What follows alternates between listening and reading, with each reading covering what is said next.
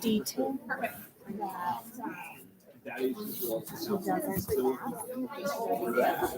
But then she tells me that was the thing. I know you have no understanding. That's what it was. Yeah, she really enjoyed it. So I was like, She let all those people walk in. yeah. And I was introducing them. Yeah, I think that's really what it is. You know, she tried the hockey thing. Just I want them to be able to do hockey thing. Yep. Figure out if I'm supposed to do it. Yeah, it's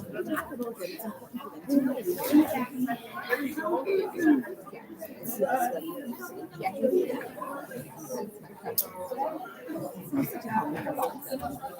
But I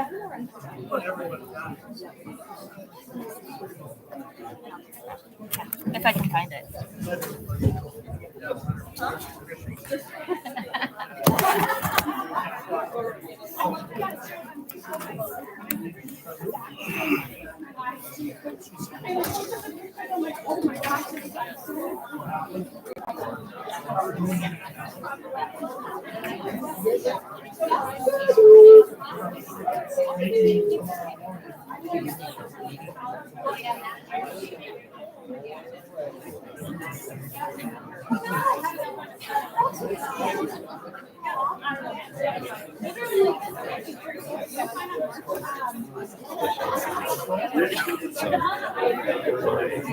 In-laws were here, and they told us that we had originally thought they were just taking care of it on Saturday.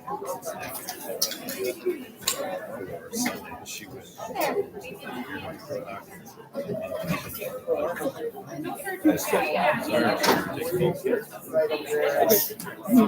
Saturday afternoon by ourselves.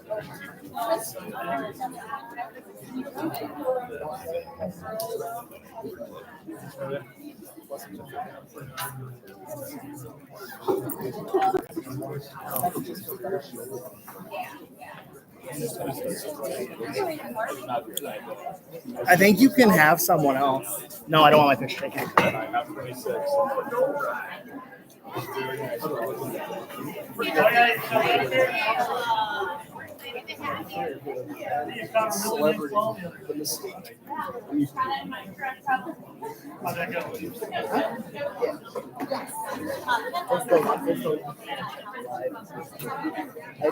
There's no plugins in the middle.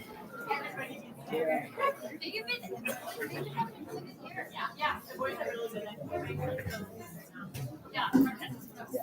Every time I watch things like that, I review and I'm like, it's gonna be hard to explain when I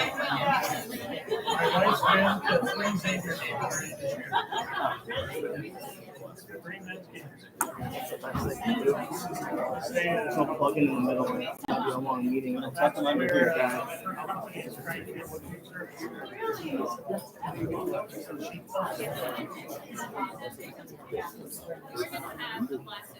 Hey, my phone. It requires 24 hours notice on anything. 24 hours.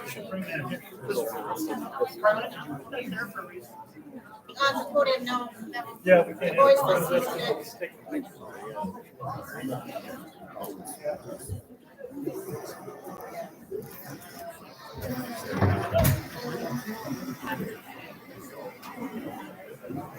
Let's try to read it one more time. Let's try to read it one more time. I do that every day.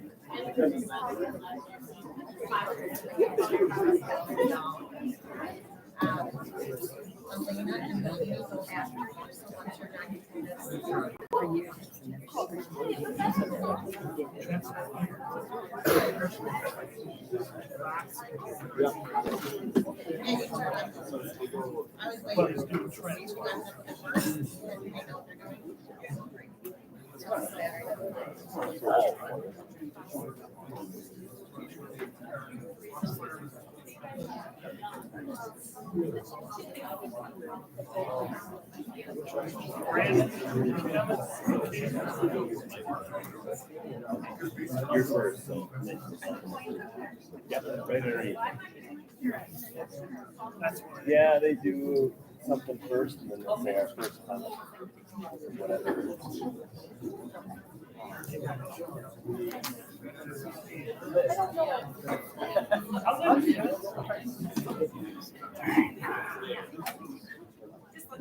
I'm gonna keep it on my phone for a little bit just in case someone messages on there. If I can't hear something.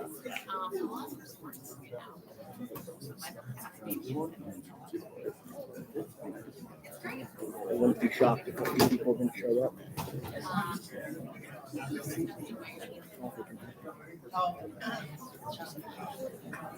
Remember that. I won't be able to say my 2 cents every time. Just the camera's right there. Probably.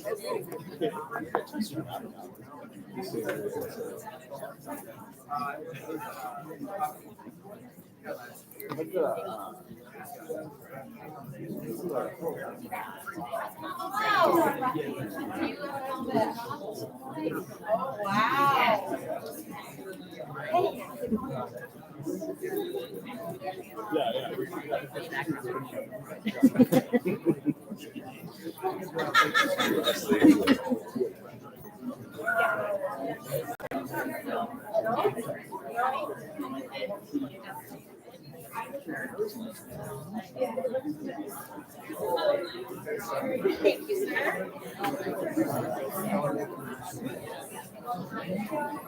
He is here. Sam.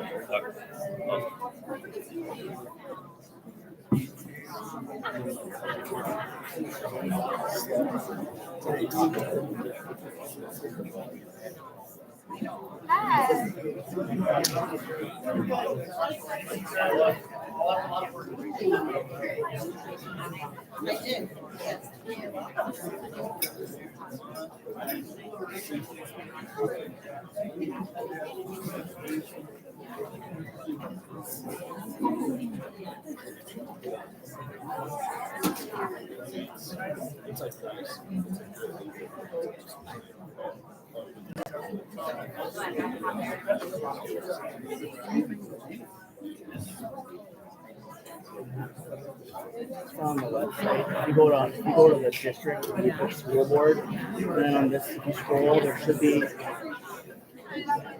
a tab on the side here. It might be one of the pancakes. You can go back all the way to 2013, 14. Sorry. I can't do it. That's why I didn't do it. It's just not enough plug-in.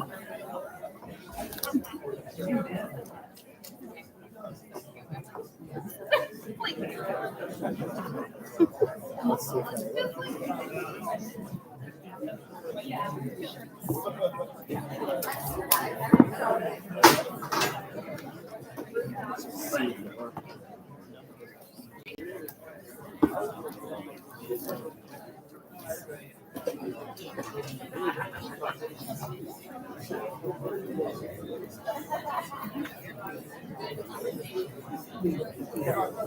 I guess they could. Like you're at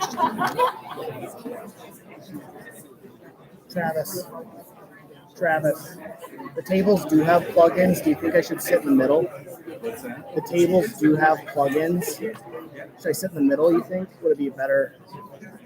We're right there, right? I'll just.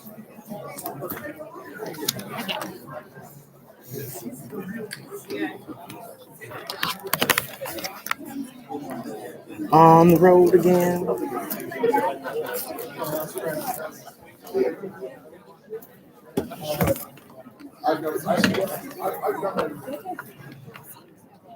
Did you see the steer down?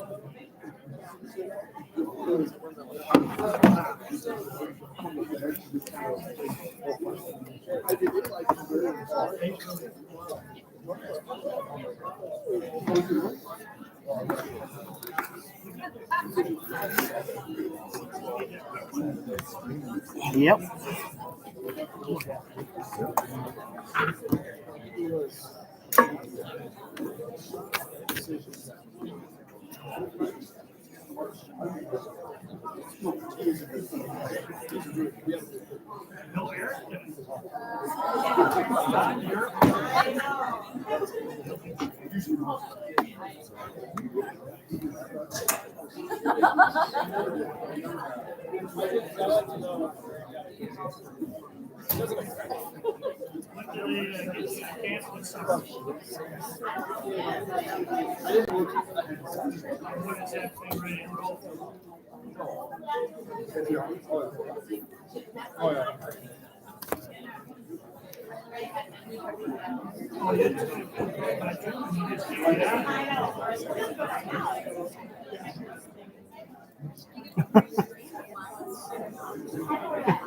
Jake's watching from home. He can hear me now. Thanks, Jake. As I keep singing when I walk by.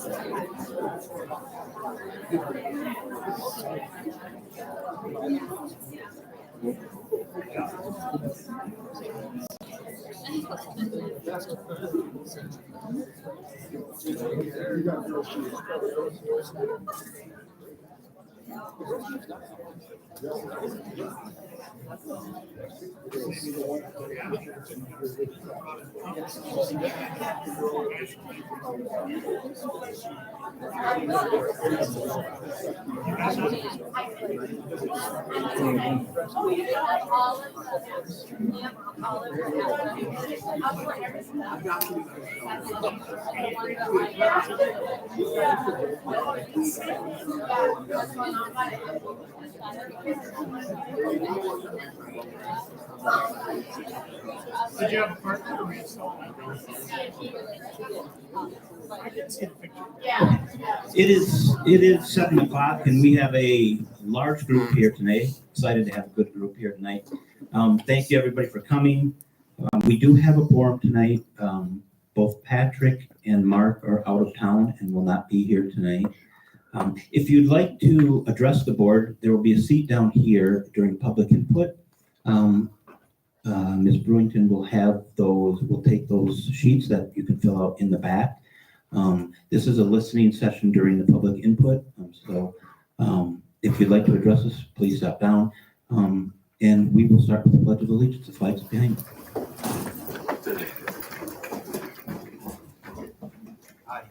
Allegiance to the flag of the United States of America and to the republic for which it stands, one nation, under God, indivisible, with liberty and justice for all.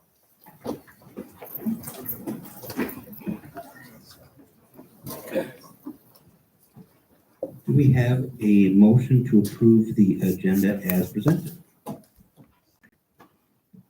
So moved. Thanks, Angie. In a second. Thanks, Brandon. Any discussion on the agenda? Hearing none, all those in favor of approval of the agenda, state aye. Aye. Opposed, same sign. The motion carries. And we are on to communications 3.1, comment accommodations. And let me just see who's kicking this off. Mrs. Kuyat's going to kick us off. Welcome and thank you.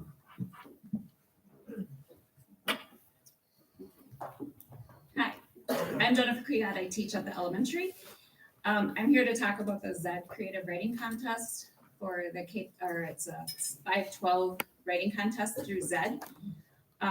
This year's contest topic was, "Are you coming or not?" The kids were presented with that topic in that picture. Students are voluntarily entering this contest. It's something they do on their own. KM had 167 students participate throughout grades 5 through 12. Of those 167 students, we had 29 earn an honorable mention. And 2 of those 167 students earned an exemplary status. So I'm here tonight to present some comic coins to those 2 students. Sam Eagle wrote a prose piece. You want to come on down, Sam? And Morgan Lean wrote a poem. And you can come on down too, Morgan.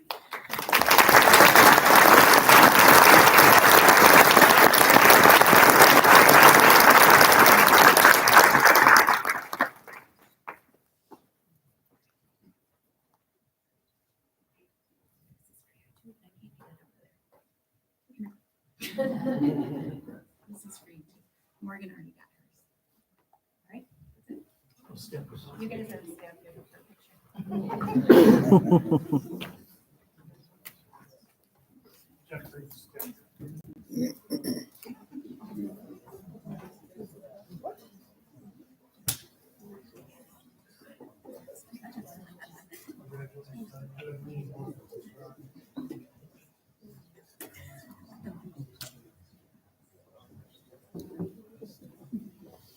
Now, that's better. Okay, here we are. 1, 2, 3. Thank you.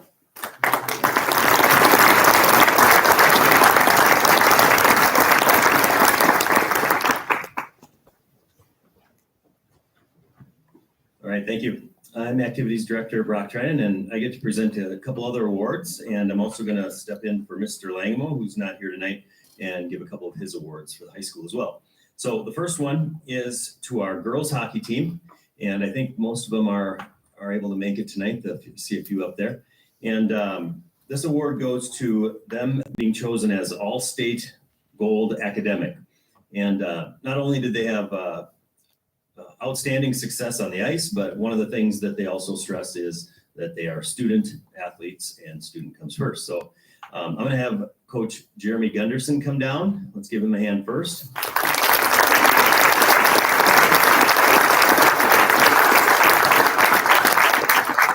And the girls are going to follow him. Just one quick story. I don't know if Mr. Matichek is here or not, but their last game, they played in Owatonna, and that's where Nick lives. And he said he hasn't been to a hockey game in quite some time. And so being in his backyard over in Owatonna, he got to see the section championship. And we were talking the next day, and it had been a while since he'd seen a girls' hockey game. And his exact words were, "Wow, I'm a fan." It was just a super game, an unfortunate ending, but they played so fast, so aggressive, and it was a super outstanding performance. So I'm going to give it over to Jeremy to talk a little about his club, and a few of the seniors maybe say something too. All right. Well, thank you guys for having us. I appreciate it. I wish we were up at state right now instead of just having just the academic award, but that speaks volume for these guys. They've done a great job. Community service, academics, obviously having a 3.91 team GPA is huge. They'll do great things. We've got a very young squad, so there's always the phrase next year, right? So for me, it's been since 2006. I've been coaching since the year 16, so it's a long run. So at some point, we got to break the curse and get up to the state tournament. So hopefully next year will be the year. But again, nothing can be said better than these kids. They do a lot in the community service, academics, just a great group of kids. And like I said, if we play Albert Lee again 20 times, we beat them 19. That was the one time it's just off and can't control illness, but these guys did a great job all season. So I'll let them introduce themselves, and thanks again for having us, guys. Appreciate it.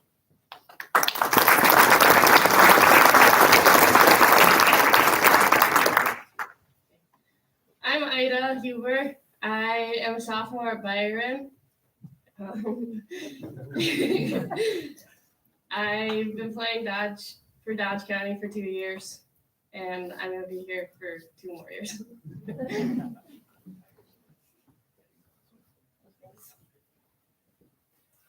I'm Nora. I'm a sophomore at Casson, and yeah.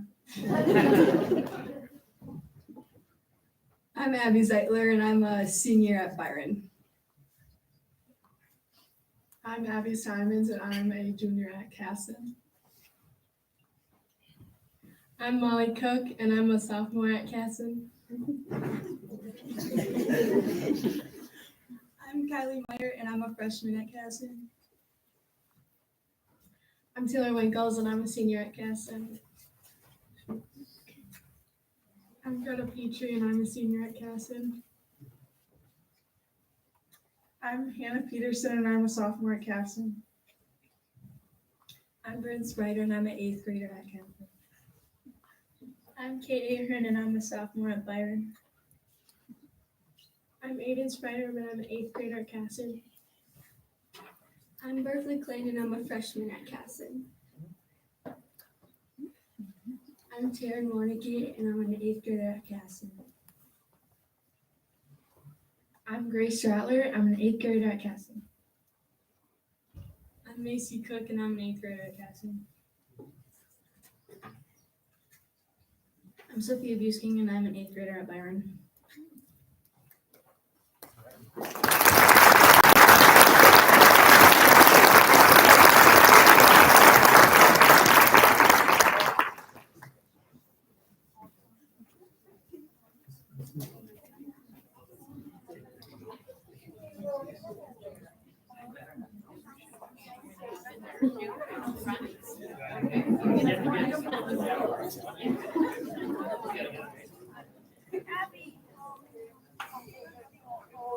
Nice job, ladies and gentlemen. All right, everybody's in, ready? 1, 2, 3.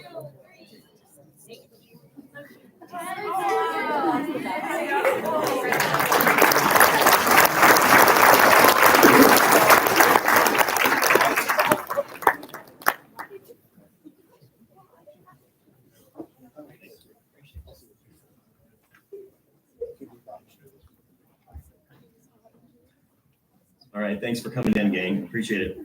The next award goes to Casson Manderville Senior.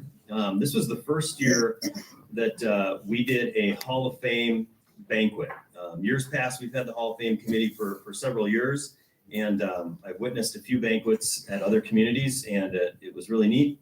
And Jessica and I kind of said, hey, let's talk to the committee, let's see what they think, and let's get it off the ground and get it rolling. And so we did this, and with the various inductees, some were, from other countries, some were, from many other states a long ways away. And so we got creative on how we got some input from some of their peers and coaches from around the area. And one of the people that was super influential in this was senior Ian Bryant. Ian, come on down and I'll kind of explain. Let's give him a hand first.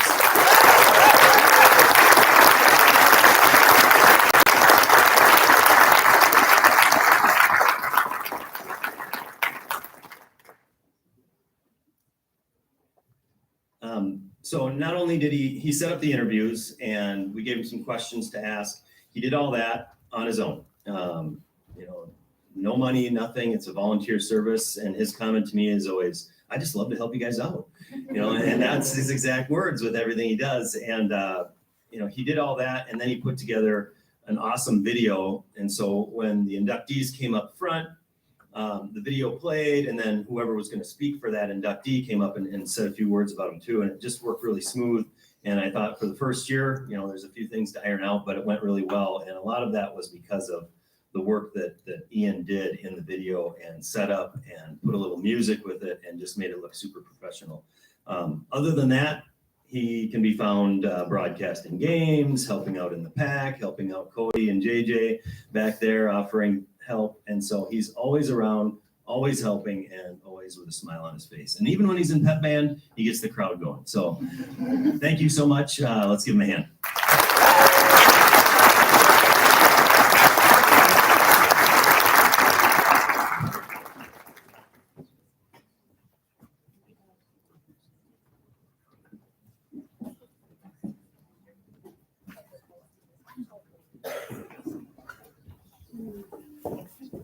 Yep, ma'am, come on down. You can say something. Yeah, come on down. All right, here we go. 1, 2, 3. Congratulations, Dave.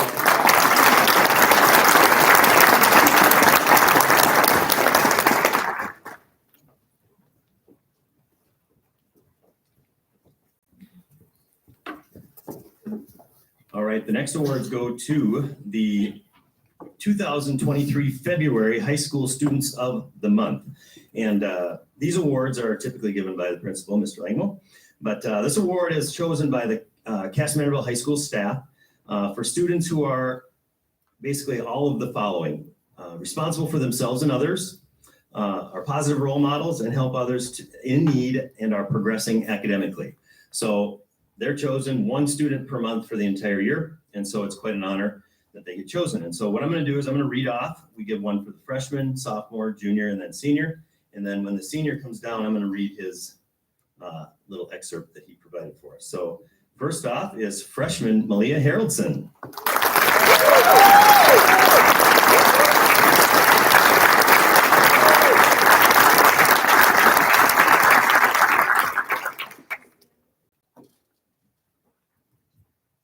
Sophomore Ian Kuyat.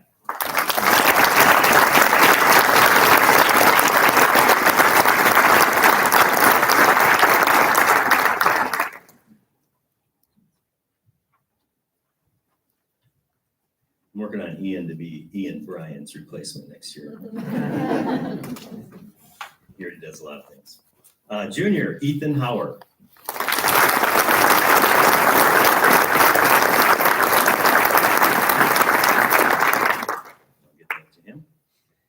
And senior David Ullman.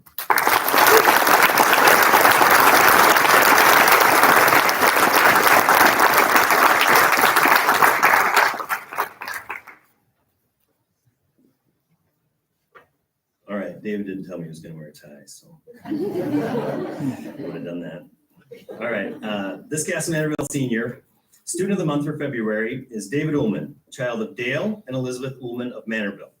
Academically, David has maintained a 3.596 grade point average over his high school career, which ranks him 51 in the class of 159 students. In school, David has been involved with drama, Big Brothers Big Sisters, drama's mentor-mentee program, FCCLA, Leo, FCA, band, yearbook, Comet Times, Knowledge Bowl, and Minnesota Honor Society. I brought him up a few months ago and gave him a different award for all of his help just in and around the pack, and just kind of always being that awesome kid that is super inclusive of everybody that he's around, and just an awesome kid you never see him without a smile on his face, and every day at lunch we just talk and he always has something fun to say. In his free time, David enjoys writing, reading, playing video games, and he's also worked at McDonald's and also hopes to work at Just Like Home soon. One philosophy that has helped David be successful in school is this quote: "Living life comes from being grateful for all the small things that happen throughout." After graduation, David plans on attending Bethel University in St. Paul and major in secondary education with an emphasis in social studies and a possible minor in communication studies. David Ullman.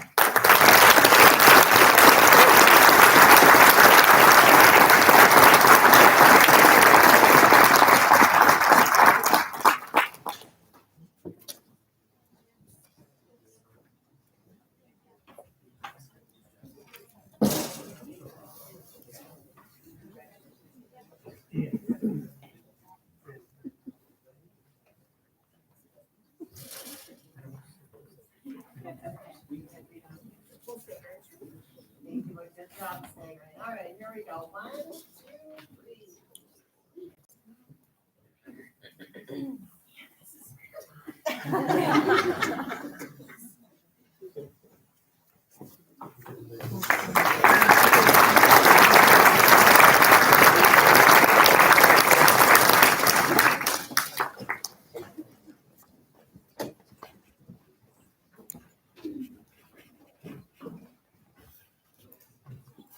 Good evening. I am Ariana Wright, the proud principal at Cass-Manorville Elementary. And it is my great honor to recognize Colleen Tentis, the Post Bulletin November Teacher of the Month, with a comic coin tonight. Colleen, can you please join me?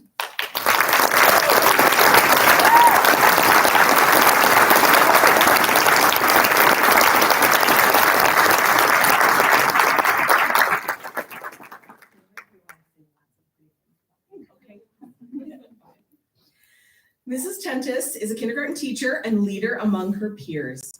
She was nominated for the Teacher of the Month honor by a colleague, and it's no surprise.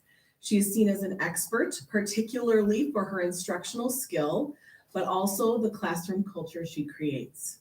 Mrs. Tentis is a continuous learner, most recently with the Letters Literacy Learning Cohort through the Minnesota Department of Education. She is skilled at applying her new learning to the classroom, but watching her in action, you notice the deep and trusting relationships she has with students and families first. She understands that being a great teacher means bringing your whole heart to a job you love every day. I'm so proud to present Mrs. Tentis with this comic coin. Her impact on students, staff, and families at KMES is exceptional. Congratulations.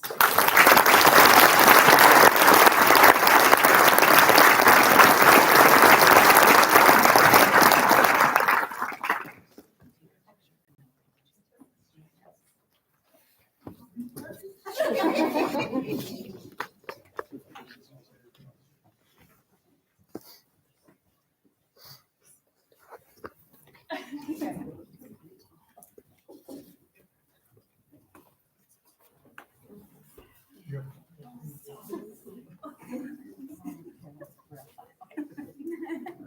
we go. 1, 2, 3.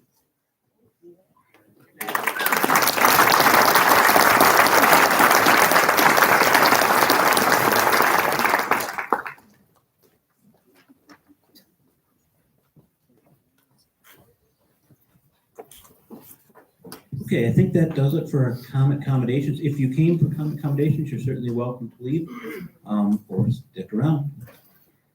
With that, we will move to 3.2, our student school board rep report. Abby's going to take it away today. Thank you, Abby, for coming. Hello, board members. It's great to see everyone. Here is our February board report. First off, we have winter sports update. Girls basketball playoffs start this week on Wednesday, and we play our first round game at Austin. Boys basketball still has 1 week left of regular season, and they start playoffs next week. Wrestling won the section championship last weekend for team and are heading to state this week. Wrestling also had many individuals that made it to state.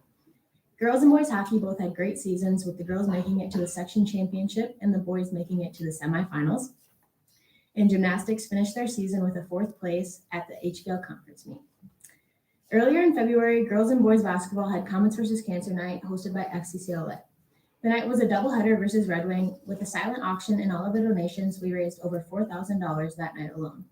Wrestling also had a Comets versus Cancer Night, including a silent auction and a dinner to raise even more money. This past week was Snow Week at the high school. We had dress-up themes every day during school this week. Monday was Grout Fit, Tuesday was Jersey Day, Wednesday and Thursday were supposed to be Pink Out and Country Club, and Friday was USA Day. We had a great turnout for all of these dress-up days. Student Council also put on Advisory Bingo on Tuesday and Coronation on Friday. Our Snow Week King was Jarrett Blaine, and our Queen was Greta Wright. On Saturday, Student Council hosted the Snow Week Dance. The theme was Blackout with Neon, and it was free admission, and we had our own DJ. The turnout was awesome. The Comets was filled with students. We had a raffle for a 43-inch TV, and we also had a raffle for senior prizes, which were another TV, a mini fridge, and a senior basket. Students are continuing to work hard in their classes and in extracurricular activities, and I hope that everyone has a great rest of their week. This concludes our February board report. Any questions for Abby?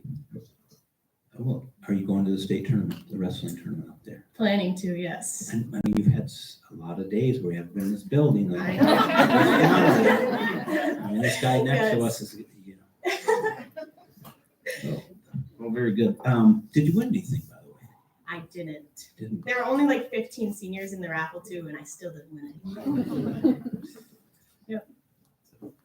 Maybe don't they have the after prom one? They're saving the big one for you. After Yeah, prom, yeah, right? Sure. that's what I'm gonna win it. Very good. Anything else for Abby before we let her go? Thanks for your leadership around school. Thank you, guys.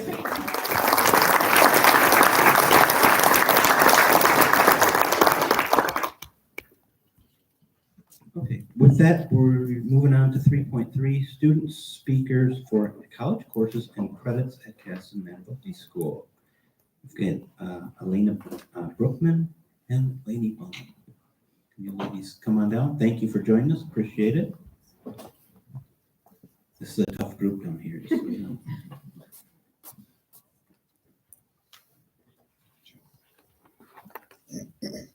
Hello, everyone. I'm Elena Brookman, And I'm Lainey Bonham. and we're here to talk about the college courses our school offers and the credits that come with them. So this is a list of all the credits that we have offered here at Casson Manaville. As you can see, there's 5 AP classes, and then we also offer concurrent enrollment through multiple different schools. All of the SW, those are Southwest Minnesota State, and then there are some through Central Lakes, Mankato State.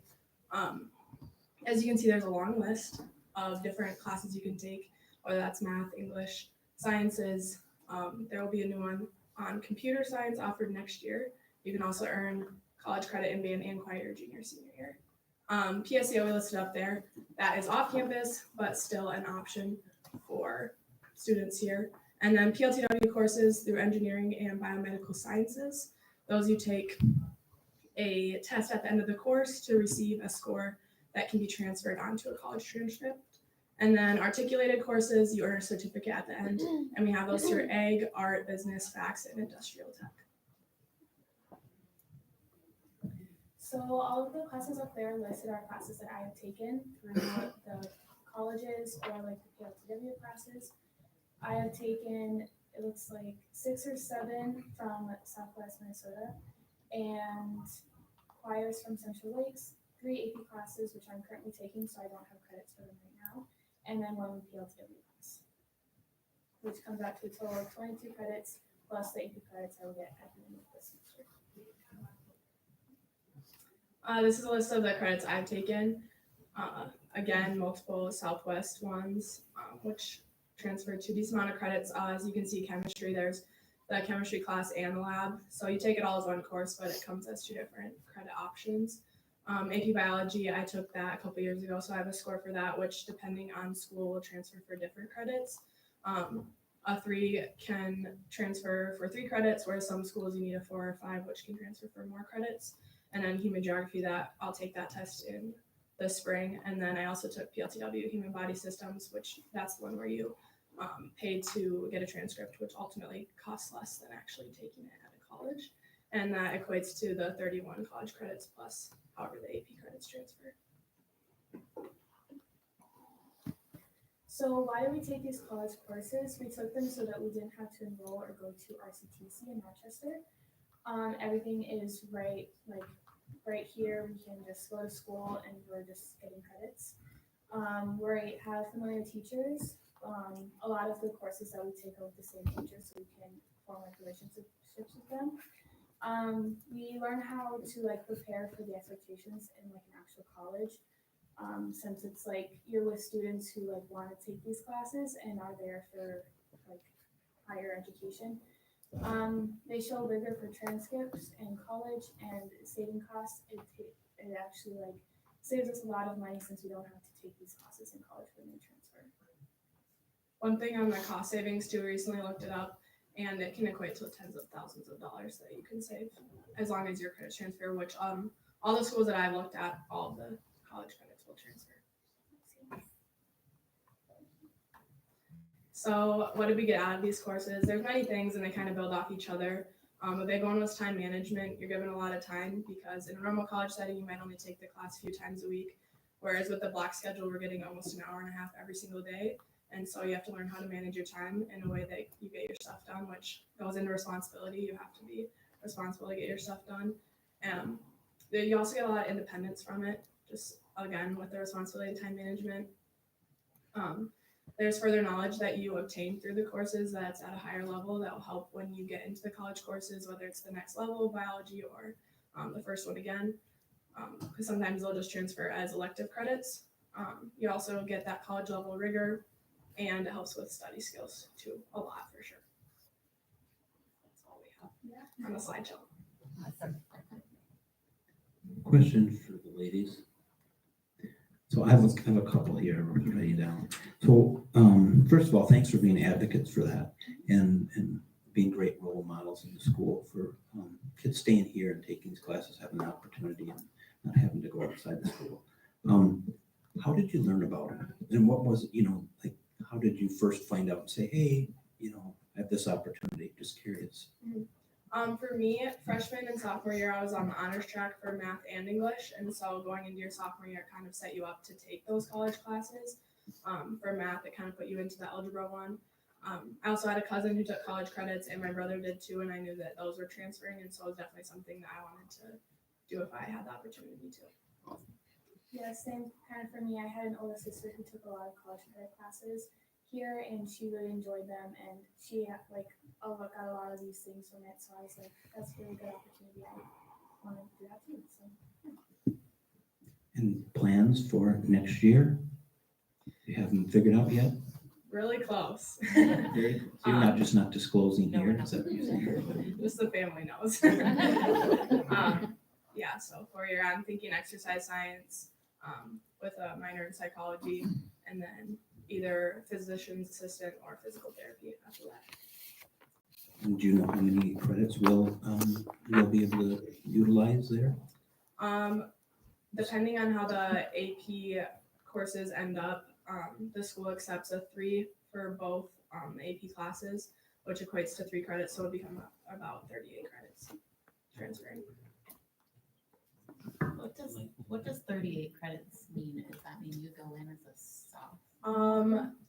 Yes, depending on how I transfer the credits, if it's as electives, it could get you into your major specific courses sooner, but it could mean registering as a year up above. So like for my brother, he's registered as a junior even though he would have been a sophomore this year.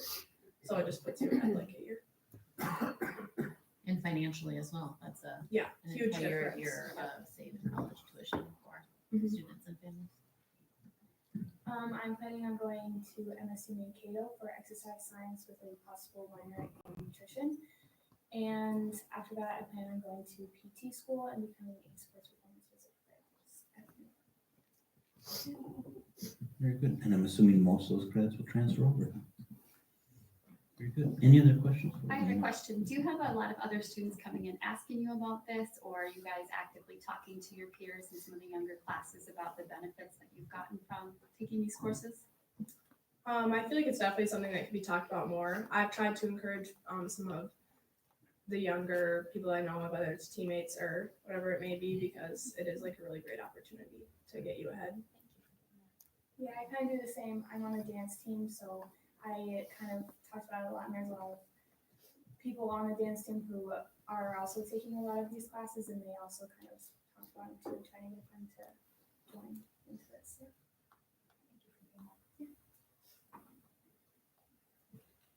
Well, thank you very much for coming and presenting to all of us. Do you guys have a course or two that's been some of your favorite to attend? One of my favorites was probably AP Human Geography. It was a hard class, but it was a very interesting class. You got to learn a lot about the world, like things you would have never known otherwise. And now I'll be out in the real world and I'll be like, oh, this is an AP concept that I learned in HUG. So that was really cool. And speech. It's gotten a lot easier to talk in front of people for sure. You're doing great. I kind of say the same about speech. I was really nervous going into that class, but after taking it, I was a lot more welcoming to talking in front of people.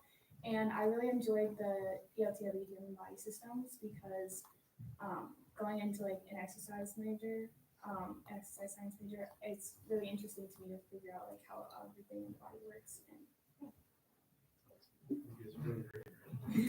Thanks. I just wanted to commend your responsibility as a student. That's phenomenal. And I think you'll look back and just really appreciate all the time and effort you put in while you were in high school. Just speaking from experience with student loans at 8%. When you look back, you wish you did these things, and that's awesome that you guys accomplished so much while you're here. Thank you.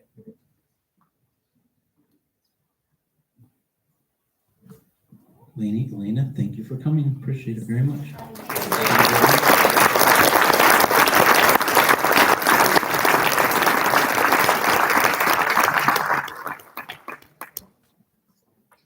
Okay, and we're on to 3.4, middle school PLC presentation.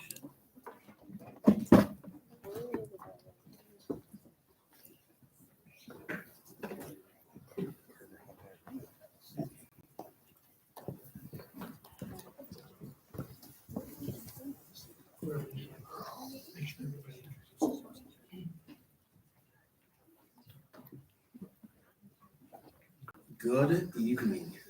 I'm Josh Larson, very proud principal of Casanova Middle School. And ladies, nicely done. I would have loved to have seen a college credit on my high school transcript. So I guess what we're gearing up for is work at the middle school end. Obviously, we've had opportunities to share with the school board twice this year, just kind of the daily instructional strategies that we're using to increase student performance and achievement within Casanova Middle School. And one of the things that we're excited to share tonight is some of those overarching goals. When we talk standards-based grading, we talk whole child with social emotional health. We understand that there's a lot of components that go into a school day to ensure that our students are able to perform at a great level. And so our work is going to be highlighted here today with our PLC team, and I will have them step up and introduce, and then we'll play our PLC presentation. Katie Wolfile, and I am 5th grade teacher, but I am the ELA PLC leader. I'm Lindsay Campbell. I am the K-8, not K-8, I used to be a really long time ago, 5-8 social worker, and I represent our counseling social work PLC for the district. My name is Chris Merrigan. I'm a 7th and 8th grade social studies teacher, and I am the social studies PLC leader for the middle school. Hi, I'm Amy Wicks. I'm teaching 7th grade, and I represent the math PLC. I'm Isaac Itzey. I teach PLTW, and I'm the science PLC leader. I'm Liz Harwood. I'm the middle school band teacher. I lead the STEAM team, so it includes the conglomeration. It's a conglomeration of all the areas that are not social studies, English, science, and math. Everything else is us. Sarah Simon, proud TLC. And do you have anything else to add? All right, enjoy the video.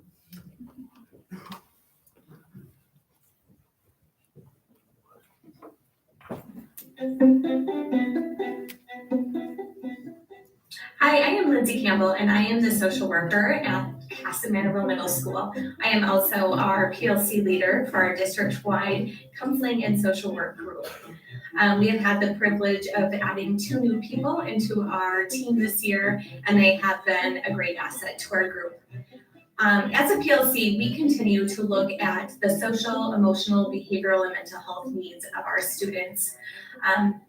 We do so by looking and analyzing data that we receive from our student wellness surveys and through SABRs at the elementary and middle school level. We know that in order for any learning to occur during the day, our students need to be well emotionally and mentally, that those needs need to be met. We continue to look at the resources and the supports that we have in place for our students and look at areas that we can improve and what further supports we can give to our students so that we know that they are safe.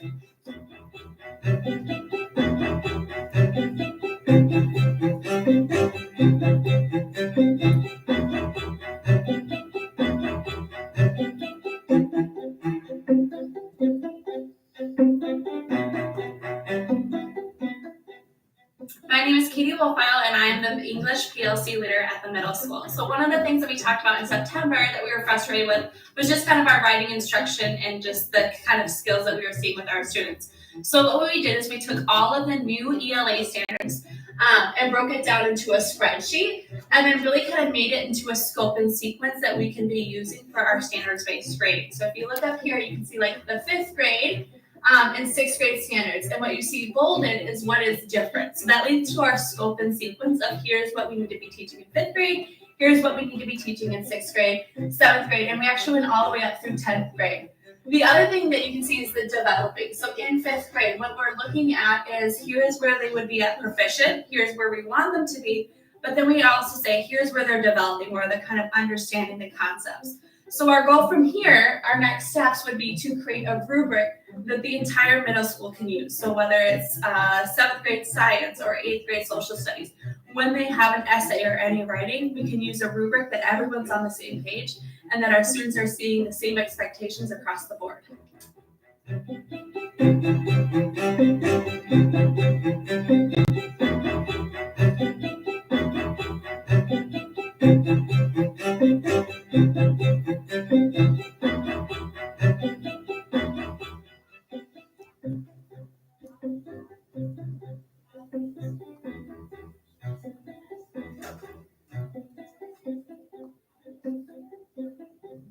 Hi, my name is Amy Wicks, and I'm representing the middle school math PLC. We've been spending a lot of time this year working with our standards and aligning them with the new curriculum in the 6th grade area, and then also creating some standards-based lessons as we move towards the standards-based grading.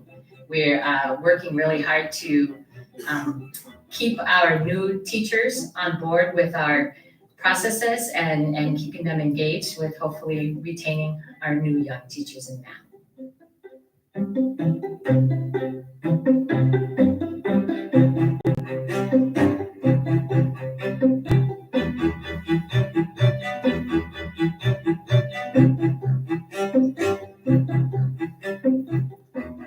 Subtracting 9. If I want to get x by itself, what's the opposite of subtract 9? Adding 9. So if I add 9 to the left side, -9 plus 9 will go to 0. We'll cancel out, we'll just have x. But if I do this to the left side, what do I have to do to the right side? Add 9. So I need to add 9 on both sides of the equality symbol. Is the inequality symbol going to change? No. Hi, I'm Liz Harwood, and I'm the PLC leader for the STEAM team in the middle school.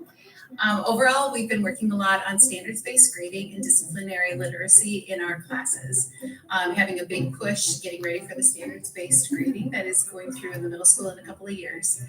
We also have our individual goals in our content areas that we're working on, and we collaborate on a little bit and share with each other during our PLC time.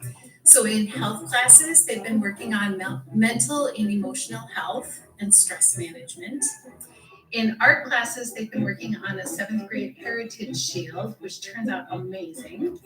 In facts classes, our younger students have been making a hand-sewn monster out of felt pieces and stuffing it and decorating it and sewing it themselves. And then in the older classes, they're working on the science of the rising process and baking. In band and choir, we've been working on festival music for our 7th and 8th grade performing ensembles. And then in our 5th and 6th grades, we've been working on some new curriculum for Music Theory Thursdays. So on Thursdays each week, our students get together and learn how to do different parts of music theory. It's been a very exciting time working on these goals, and we're looking forward to our next meeting together.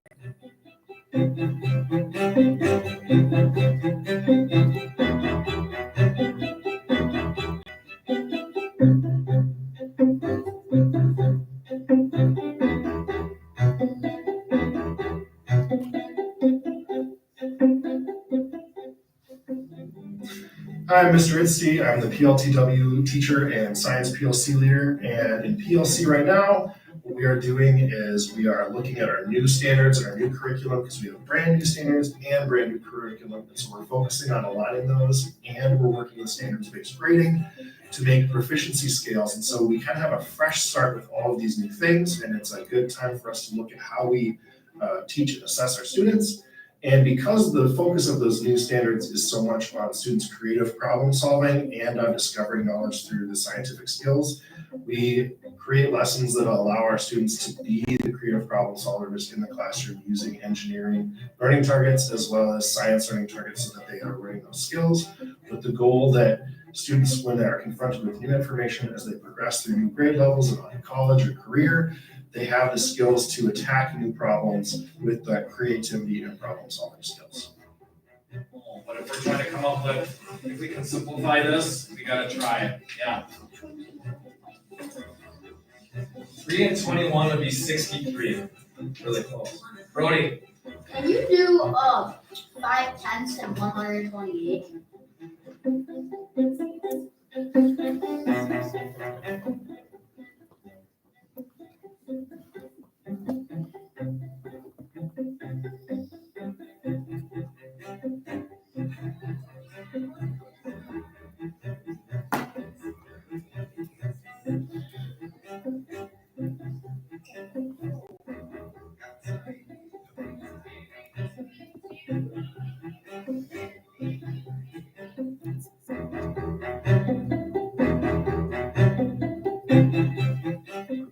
Hi there, my name is Chris Merrigan. I am the Middle School Social Studies PLC.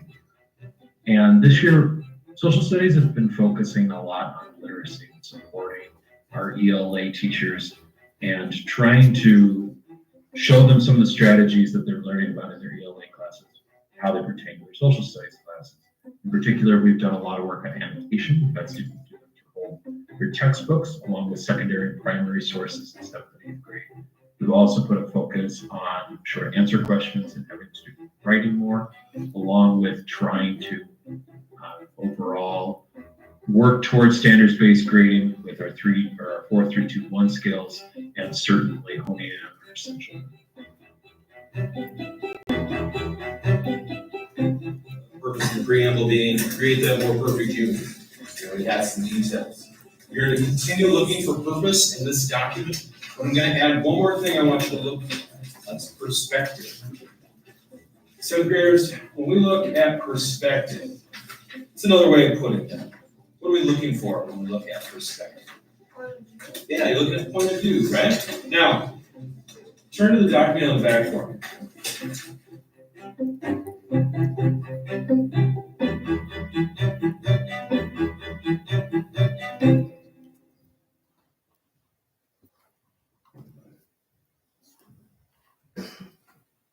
As you can see, I'm a very fortunate person at Casanova Middle School. Whether it's the team standing up alongside me today or the team members dispersed in the crowd, very fortunate to lead such a great group of people that work to build relationships with students, that work to build literacy within their curriculum, take on new challenges like standards-based grading, challenge your mindset with new curriculum, new standards. There's a lot of different components. And the group of teachers that I work with make it look easy. So very fortunate to lead, and we'll now leave it up to questions.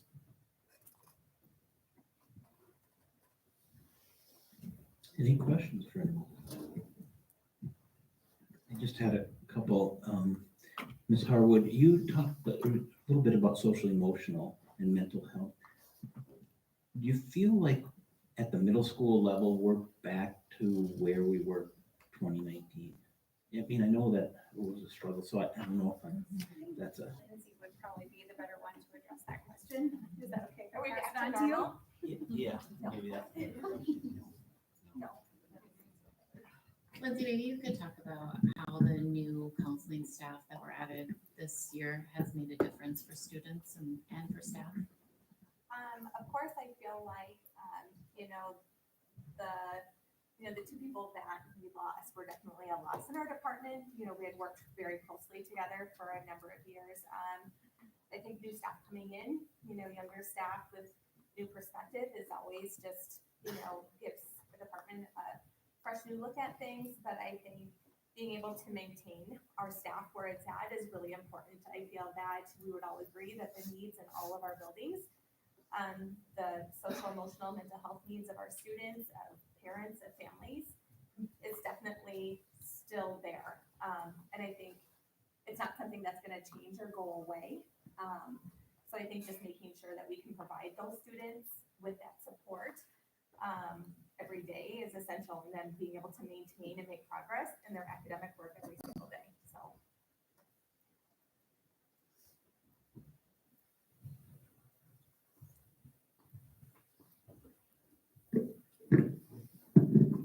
I just wanted to say that I think it's phenomenal that we're paying or having it be such a high priority to include that in their learning and take that into consideration. You guys do a really good job. mentioned standards-based grading and how that's going to be a big change for the middle school. Would you talk a little bit more about what that might look like for students and staff? Yeah, so we're in the beginning stages. So right now, we're really just aligning our instruction to the standards, making sure that the instruction that we do have is centered around the standards, specifically dissecting those standards and making sure that the learning targets that we're creating really pack a punch into that standard. So we know exactly what students are learning, where they may be struggling, and then obviously using our time within the day to adjust and modify and so forth. So right now we're in, like I said, like the developing stages. Our next steps are creating what we call proficiency scales. And that's identifying, all right, yep, a 3, a student knows the standard. They've got it, they understand it. A 4 is, wow, this student is at that higher level of blooms. It's complex thinking, it's abstract thinking. They're fully developing their mindset around what this standard is. And obviously 2s and 1 is you're developing. We're working towards meeting that standard. And if you look anywhere, 60 standards over the course of the school year, right? So if you look at, take that, you have 20 standards, let's say, or 15 standards a quarter. We want to make sure that we're doing everything we can to instruct to that standard, but understanding that learning is not on a conveyor belt. You don't just get it. And so understanding that they may have not gotten it first quarter, but by second quarter, they're making progress. By third quarter, they got it. And so it's really just making sure that our students are learning to the best that they can with the facilitation of instruction that we provide. So obviously at a more deeper level, they can provide more context as to what it means to English, what it means to social studies and so forth. So I don't know if anybody wants to jump in. I think it'll look quite a bit different from the teacher end and from the parent end, which is really helpful because, and mostly particularly the student. So if I've really laid out, this student can sequence information in an algorithm because I'm teaching computer science. What I can do is I can have that specific learning target as something in my gradebook where an assignment used to be. And then in our proficiency scales, we'll say, what does it look like for a student to have done that, to have mastered that skill? And then we'll put that in there as a 3, which would probably go in as like a 90% or 91%. Because for MSH, or for the sports stuff in high school, there's gonna have to be eventually a way to do that. Anyways, I'm getting too far ahead of myself. What we're working on right now is making it so that when we can say, you can do this at this level, the student goes, I have achieved that, what's next? And whenever they are lacking in that skill, it's well communicated to them, not just like ABCD. It's like on this particular thing you are developing, on this particular thing you've mastered it. And we also, what I really like about standards-based grading is that the level 4 allows students to recognize when they've gone beyond on a particular skill. So, and so we can still foster that high achievement and that deeper level of understanding by saying like, you're at a 3 on it. Like you've achieved at the level that the MCA is going to measure and say that you are proficient, but there's still something else there for any particular topic that a student might be able to be like, oh, I really get this, and they take ownership of their learning, and when the teacher can recognize the student took ownership of their learning on this particular topic, they can give them a 4 on that particular learning target, which I think, especially as middle school teachers, when students are so much looking for who am I going to be, like we introduce career search and those kinds of things, careers-based classes, allowing students to recognize that within themselves by helping teachers strength spot, as Bethany likes to put it. By doing that for our students, it allows them to take ownership of their learning and have that hope that they can like make their futures. So that's what I think like the heart of what's really good about standards-based grading is, because they're not feeling labeled by like I'm a C student. It's like I learned this, and this quarter. And sure, maybe it all added up to a B+, but they can take those targets that they achieved at and know what they learned.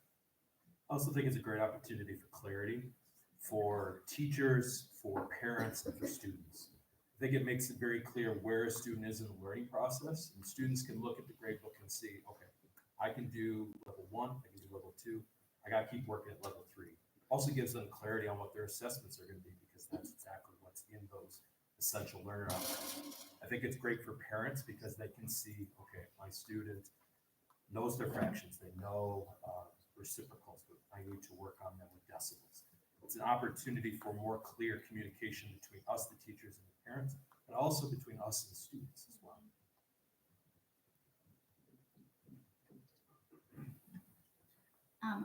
Excellent presentation tonight. I just want to start off by saying I love the vibe that the middle school has going, and I hear a lot about it. I have 2 middle schoolers myself. One who does not like to get up in the morning, but every day comes home just so excited for what she's done, and she's able to articulate what she's learned, which is a huge step when you can have a middle schooler identify something other than I don't know. And my 8th grader absolutely loves going to school every day. I'm wondering, we had Mrs. Simons and we had Mr. Larson talk a little bit at one point about that schedule change and how that impacted teaching. And I'm just wondering how it's going and how the staff likes it, if it's working, if there's things that, could be done differently. And if I'm putting you on the spot, feel free to email. I don't need to do that. I can take this one on. As we're still working on a new schedule for next year, just some changes. But 60-minute classes, smaller class sizes, fantastic. The one thing that I like about Josh is that he's not willing to settle on a core schedule, so we're seeing some of our pickups now, but I think overall, everybody in here in the middle school are great, longer class periods, going from 45, just from an English standpoint, going from 45 minutes of trying to teach reading and writing to 60, and having smaller class sizes, about that 20-25 range is, I can get through every kid's writing in one class period, and provide that feedback, and also provide that small group instruction without, my class management is top notch, without feeling like it's just chaos everywhere. Thank you. On the special side, we have a music block in 5th and 6th grade, so students can take band and choir, and that has been fantastic. That's been great to just open the door. You can do one, you can do the other, you can do both. We have loved that. And having choir in 5th and 6th grade has been a great experience too. How many of our students have taken advantage of band and choir at the middle school? Is it half of our students or? I think last count was like 470 in band. Is that one right? 430 this year. Okay, 40, sorry. I want to say choir there's 240. Oh, great. Thank you. 240. I was going to say 200. So again, 40 off. So I figured I was 40 off in one way or the other. So, which is good numbers. Very solid numbers for a music program. Amazing. Take both. In 5th grade, it's 40. Well, yeah. I would say between 25 to 40 per grade level, our goal. Maybe more. I might be on the short end of that. I think more than 5 and 6 than Yeah. 7 and 8. Well, and partially because 7th and 8th grade haven't had choir as 5th and 6th graders. So I expect that as the years go on, we'll probably have more doubling up potentially. It's just a great opportunity for students to engage in the fine arts, right? Or just music and all the benefits that brings.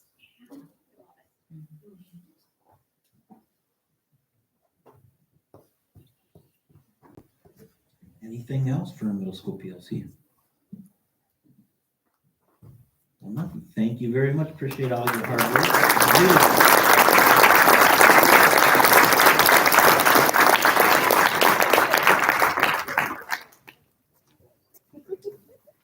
Okay, and we are on to 3.5.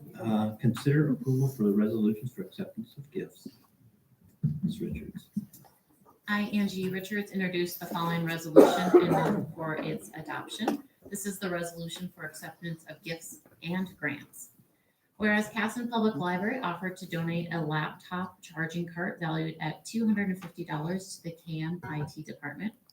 Whereas Mower County Farmers Mutual Insurance Company has generously offered to donate $100 to KM FFA. Whereas St. John's Lutheran Church Walka has generously offered to donate $250 to the KMES Healthy Snack Cart Program. Whereas the KMES PTA has generously offered to donate $1,418 to KMES for kindergarten and 3rd grade field trips. Whereas Just Like Home School Age Childcare has generously offered to donate $150 to sponsor KM Robotics. Whereas the KM Athletic Booster Club has generously offered to donate $100 to KM Robotics. Whereas Dakin Applied Americas, Inc. has generously offered to donate $400 to sponsor KM Robotics. And whereas Ackerman Inc. has generously offered to donate $2,865 to KM Schools to sponsor KM Robotics. Whereas Home Federal Savings Bank has generously offered to donate $250 to sponsor KM Robotics. Whereas WKHS has generally offered to donate $500 to sponsor KM Robotics. Whereas Kristen Miller of Summit in a Box has generously offered to donate $400 to sponsor KM Robotics. And whereas Culvers of Rochester, number 88, has generously offered to donate $400 to sponsor KM Robotics. Whereas Jason Ogilvy Home Care and Repair has generously offered to donate $125 to sponsor KM Robotics. And whereas Bremer Bank has generously offered to donate $200 to sponsor KM Robotics. Whereas LC Trucking LLC has generously offered to donate $1,000 to sponsor KM Robotics. And whereas Rochester Shields has generously offered to donate $50 to sponsor KM Robotics. Thank you, Angie, for that motion. Do we have a second? I'll second. Thank you, Amy. Any comments before we? We'll just say, again, our community incredibly generous to our district and giving back to the district. So very much appreciate that. So we have a motion and a second. All those in favor of acceptance of the gifts, $8,458, state aye. Aye. Opposed, same sign. The motion carries. Thank you. And we are on to board committee reports, starting with land and facilities. Okay, and personnel. Mr. Torkelson is not here and they have not met. Anybody have anything that they have for personnel? Okay, then we're on to finance. And the finance committee has been very busy, probably met 5 or 6 times since the start of the year, working on something that's affecting our staff, some of our staff greatly, and that is health insurance increases, those significant rise of 22% is what we've seen. So we've invested significant time and met with KMEM a couple times on those. And what we thought we'd do tonight is just share with the board kind of where we've come from, where we're at, have an open conversation amongst the board, and just talk our way through it. We have asked Ms. Brewington to share the information that we're going to be talking through up on the board for everybody to read and take a look at as we walk through it. So I will start this just sort of how did we get here? There's really 2 major reasons for the significant increase of 22%. One is just the increase in care. Southeastern Minnesota is an expensive place to receive care. And the second is our claims have significantly outpaced our premiums we've paid. So we know insurance companies, they just don't, they're not going to lose money. And so if you look at this very first sheet that Carlin has up there, our total premiums, and these are since we started with PEEP, were $3,399,000, and our claims were $3,700,000. And so that, along with the increased cost of care has forced those premiums to increase dramatically. And I know they've worked to find a provider who would provide more inexpensive insurance, but that's sort of how we got to that increase right there. So, any questions on that or comments? Okay, can you just clarify and remind me, October 2020 PEEP, that was a change from previous, and how did we get to PEEP? So that is a collaboration between KMEM and the staff, and then they leverage Bob, I think, for getting those quotes and trying to find the best option. And then KMEM makes that selection. And so we had moved off to PEEP and then, or on to PEEP, and then when the significant increase came, we looked for a different option as a group, and that moved us back off PEEP. So anybody else? But that's how we got there. So at one point, PEEP was the better option. Because previous to that, there was another organization that had raised premiums that drove us to PEEP. Okay, just to make sure I'm. Yep. Okay, so from there, we really go to how did we get here financially? What was our last settlement with the union? Where are we at with our fund balance? So what we did was put together our last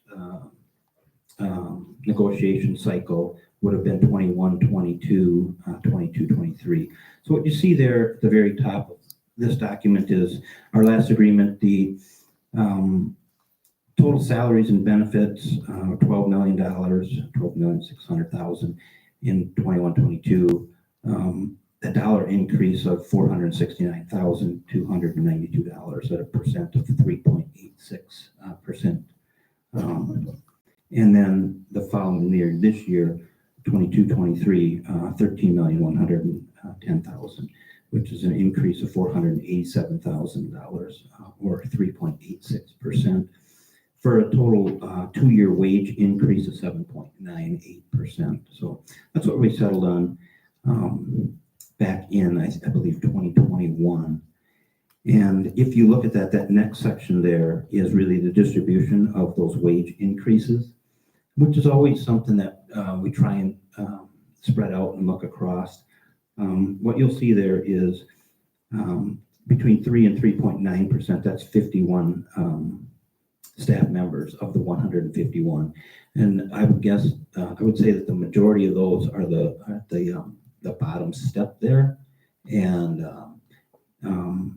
so the percentage is smaller, but the increase in dollars is more significant there. So any questions on that? And this was all agreed upon prior to knowing or any knowledge that there would be a change in coverage. Yeah, before that decision was made, yep. Okay. Yeah.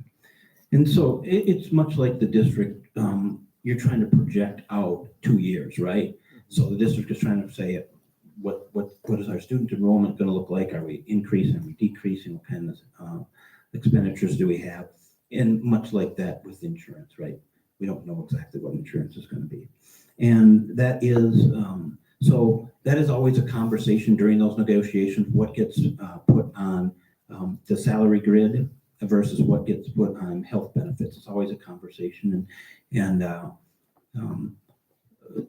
there's reasons for putting that on the grid because you have 151 people who see that benefit. And when you put it on the health benefits, that's a subgroup of that. So that there's always conversation. KMEM typically drives that conversation, what that percentage should look like, or where they want that pot of money to go. So, but again, it's not having had that knowledge that there was going to be such a significant change. Correct. Yep. Probably would have done things different on that grid had anybody foreseen that. So other thing noticeable on that wage distribution, we did have 58% of our staff receive either a 10% or higher salary increase that last negotiation cycle. So that brings us to the request that KMEM brought forward, and that was a request for $100,000 to help offset those 90 staff members that saw significant increases in their health insurance. If you look at that, you put that onto the negotiation for 22-23, that dollar increase then goes from $487,000 to $587,000, and that's 4.65%. So that's what that's sort of where we're at with when we looked at that.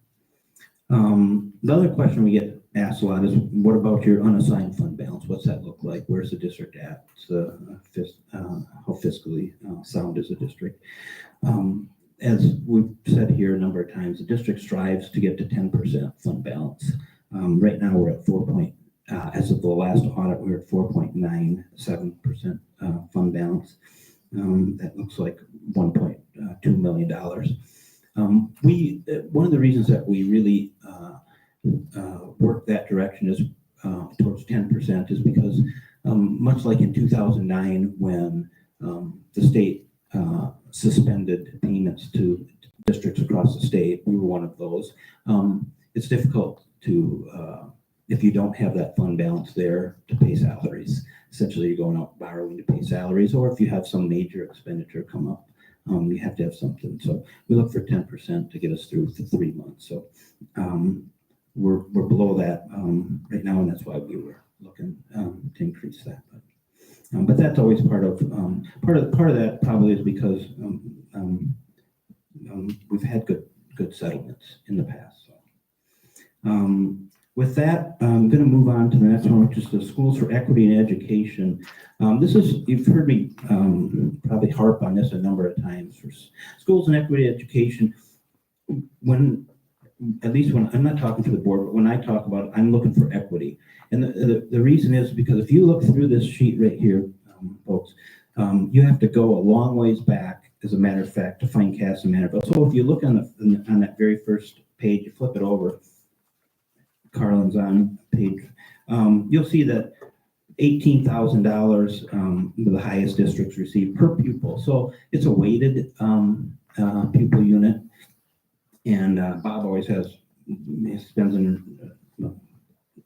enough time trying to figure out what your ADM is to get this. But it goes from $18,000, or you'll see Minneapolis, St. Paul down there at $16,000. They rank 7, $16,000 per pupil unit per student.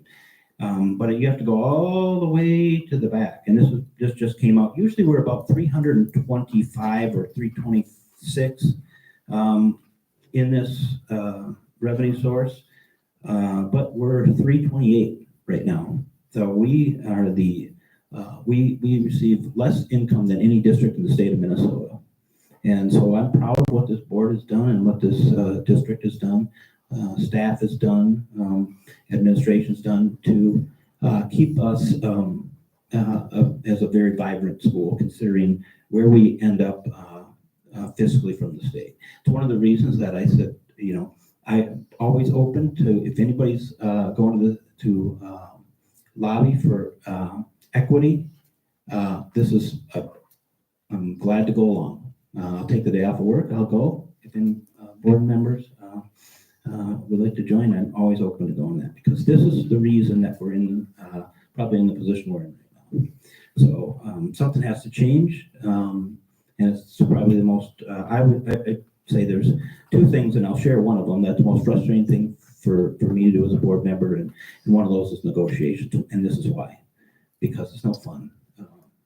Because our staff and our district deserves more, and this is what we get. So that's that piece. If we go on to the next, and so we tried to answer questions that, by the way, I'm sorry, I don't mean to monopolize. People have questions about this as I walk through this. You said this was current data. How recently did this come out? It says 22, 23 on the front page. Yeah, we just got this yesterday or today. Finally got it in. So hot off the press. Yep. And again, it usually we're 326 or somewhere in there. And you'll see one of the things that Schools for Equity Education is an outstate organization that if you're downtown, if you're one of the metropolitan districts, you have enough lobbyists and you have enough influence, and that's why they end up at the top on here. And Schools for Equity Education is our lobby to lobby for outstate Minnesota school districts. So that's why we're a member, and we try and work closely with them. It's frustrating to look at, though, when you look at Stewartville. Stewartville, as a comparative school district, receives $1,000 per student more than we do. That's a significant amount of money when we're looking at budgets and finances of the school district. Yeah, just $500. We'll talk a little bit, but $500 a student would change us dramatically. And still, we would be on the last page. We'd be like 315 instead of 328, right? We'd still be on the last page on $500. And you've heard, and I'm not going to ask Mr. Matuska to speak, but you've heard him on his soapbox about that same thing, right? So anyhow, any other comments, Finance Committee? No, it just goes back to a lot of the equity funding and stuff. Obviously, it was in the early 90s and stuff that, Minnesota said, well, no longer, do different districts throughout the state get paid differently because it's more local funding. It needs to, be more equitable across the board. And so then they created the general formula, which then made things a lot more easy, level. But over the years, there's all these side buckets, that districts qualify for, that ask, compensatory funds, that then makes that gap so big. Well, and I think special education is one of those. I mean, we're seeing a lot of that conversation in the legislature this year to fully fund special education, and for us, that's a significant contributor to the difference. And look, this is the year to go after that funding, right? You have a $17.6 billion surplus, right? And you have the governor come out and say forward to, you have House File 256, don't quote me on that. It's for a 5 and 5, Education Minnesota. They have the ear of the governor, they have the legislature and the Senate. They have the ear of all of them. So this, let's hope that if we lobby right, we can get some of this stuff corrected. Okay. Oh, by the way, Carlin, would you, if you're all right with it, does it board members have a problem if we just attach this to the agenda so anybody can have it and see the information, take it. Yep. So as we go, if you just attach it or whatever, if this way for the public, they want it, go ahead. The next sheet is really trying to answer the question. It came up, what about our administrative costs? How are we paying our administrators? What we're paying our administrators? So what we did is we took 4 districts, Casamantaville, Byron, Stewartville, Annandale, because that district specifically was brought up in conversation. And so if you take a look at this in the upper left in the blues, Casamantaville, you look at our district level administrative costs, percentage is 4.41 there in that blue section there. You look at Byron is about 5.63. Stewartville 6.02 and Annandale 4.74. So you move to that next piece that people want to talk about with administration, and that is your school level administration. This is your principals. Where do they sit? Casamantaville's 3.18, Byron's 4.18, Stewartville's 3.80, and Annandale's 4.60. And a lot. Some of that is we don't have APs in extra APs in our building, so we've tried to do more with less. And what that does is that allows us to put more of our funding on the regular instruction. So if you take a look at that next piece there in the yellow at Casamantaville, we put 44.18% of our funding towards regular instruction, where Byron puts 43.67, Stewartville 42.08, and Annandale 45.54. You add in career tech in that because we believe kids should be career ready.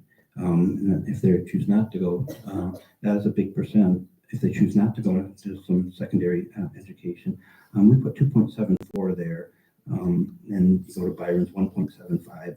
1.32 in Stewartville and 0.56 at Annandale. You start adding those numbers up, and I feel like we're doing a lot of things right here to make sure the money goes to the classroom and to the students. And so the other piece is we do take care of special education. If you look at that, 13.1% there versus Byron 12.17. 15, Stewartville is 15.56 and Annandale is 15.539. So, so I think, I guess to me, when I read through this, again, everybody can have it and dig through it. I think we're doing a lot of things right to keep our administrative costs low. We're doing a great collaboration with Zed to keep those costs going. We're keeping our transitions kids in the building to keep those costs low. We own our own buses, and if you look at the busing, as a matter of fact, we should go just take a look at that. You look at student transportation, where Casamandrell's at 4.55 there.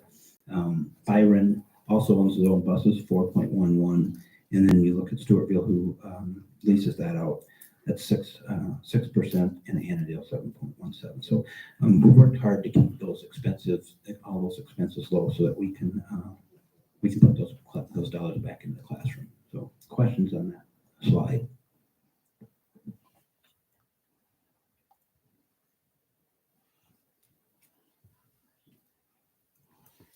I know you guys haven't seen this, not everybody's seen it, so I'll give you a minute to take a look at it. Can you just talk through what makes up instructional support services? So those are categorized, and I'll let Bob talk a little bit about this, if you would, Bob. Sure. Excuse me. Those are like your staff development, your media centers type services. It's curriculum development, those kind of things. That's kind of outside of the classroom that still provides support to the regular ed teachers. And then pupil support, would that be like counseling and social work? Correct. Yep. Yep.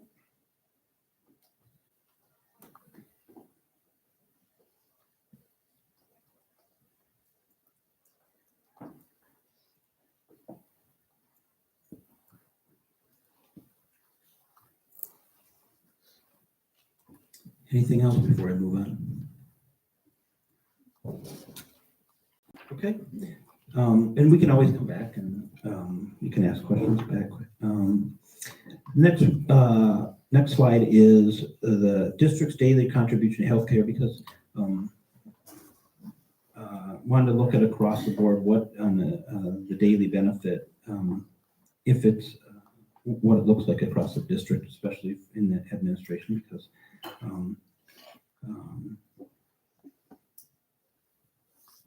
the question's been asked, and so we thought we would share that out. What you'll see there is you see it's pretty level across the whole, across the entire district. There are individuals who did not participate in this care in the CAM Health Care Plan, much like we have a subset of CAMEM that participates. So, and you'll see that some participate in single coverage, not family, but they have the option to have family coverage. So that's why we put it that way. Can you talk through this a little bit more? So we have asterisks next to people who are not participating in healthcare plans. Right. Why are we So looking at those individuals? Because it is in their contract, they could use it, but they choose not to. So, and that's true across everybody listed here. They can choose to or not to. And what we did is we wanted to look at contract days to really see what the daily benefit was.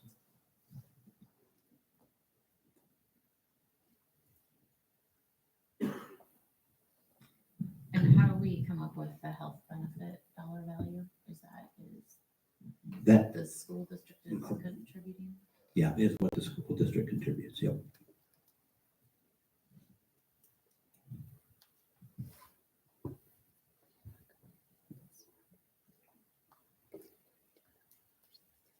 Okay.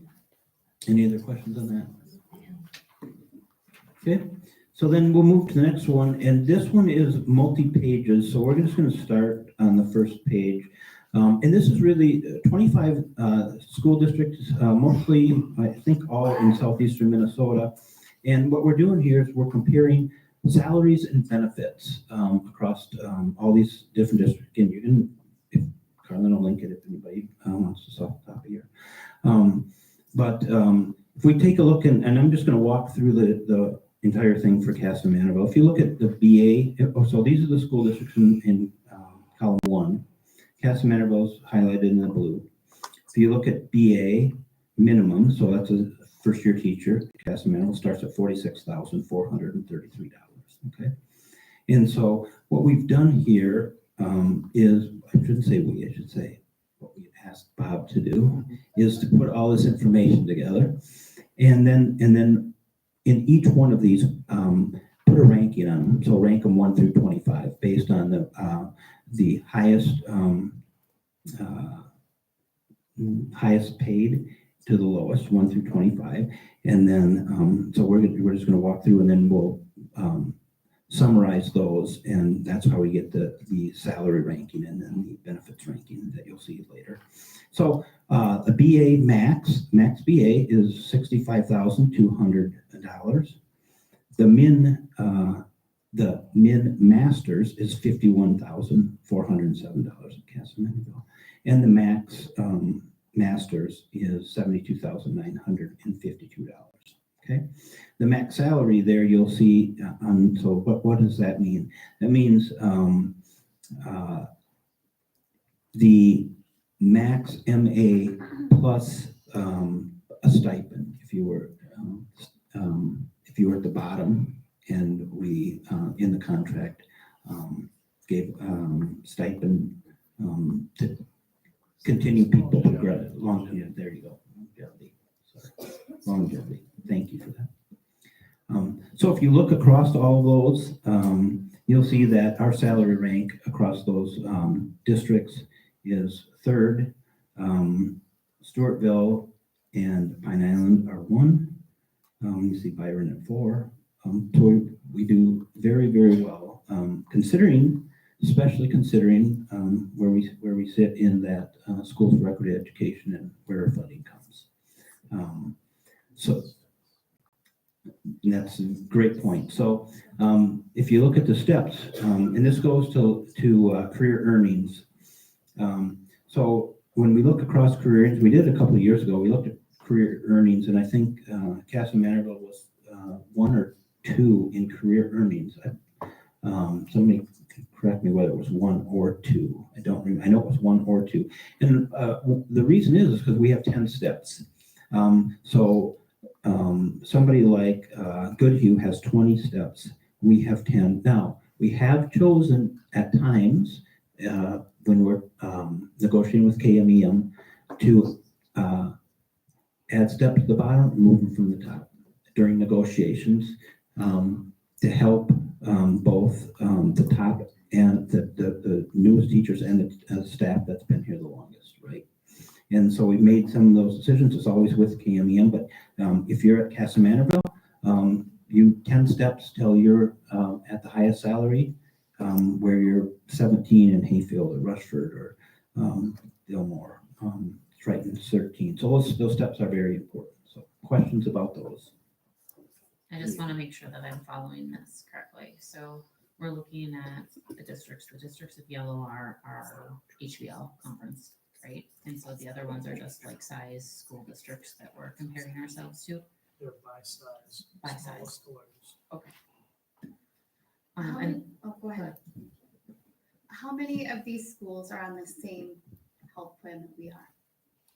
Great question. And we're going to get to that next. That's going to be the next piece.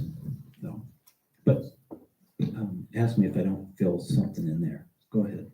Okay, and then you were just talking about steps in the salary schedule. So when I'm looking at, you mentioned, was it Goodhue that has 20 steps? So that to me means that if we hire a new staff member in 10 years, they'll be at the maximum earning salary, whereas they would have to teach twice as long in Goodhue to get to that point. So that's why you're saying career earnings. Exactly. No. Okay. That's why Not career true. Casamento does so That's well. not true. Okay, so then when you take a look a little bit further to the right, you'll see. Is there information that lays that out on how fast in those 10 steps, like how they go from like every year, what that percentage increase is and what those dollars actually look like? Yep. So every negotiation cycle, that entire grid, I mean, it's part of we call it the grid. That is negotiated between KMEM and the board.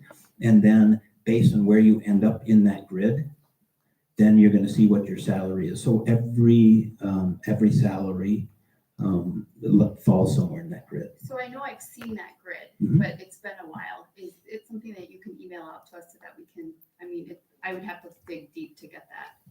I'm sure Bob's got it somewhere. And yeah.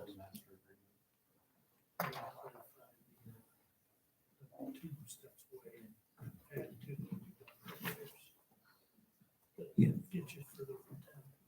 Yeah. So, and I touched on it just a little bit earlier. So the 10 steps in negotiations in the past, we have had where we've added 2 steps to the bottom and taken them off of the top. So that would take you, in that case, 2 more years to reach the bottom. So if you were so essentially, if you started 7 years ago, it would take you 12 to get to the bottom, right? So it just adds that. And then we took those off the very top and increased the starting salaries for teachers and that was to encourage staff for us to hire good staff. So in that situation, then if we hired a new teacher, they would have essentially started at step 2, or I guess 3, maybe if you took 1 and 2 away. So then it would maintain that 10-step process. Okay. What that does by taking one and adding one, instead of putting a percentage or say a 2% in the grid or whatever, it actually, your top earners and stuff aren't going to see that 2% that you put in the grid. And by taking one and adding one, everyone gets a larger increase in pay, including the third of the teachers and stuff that sit at the top. Where they wouldn't, if you just plopped it into the grid, those individuals and stuff wouldn't see the larger increase. So it's a benefit to our teachers who have been here Absolutely. the longest to do that.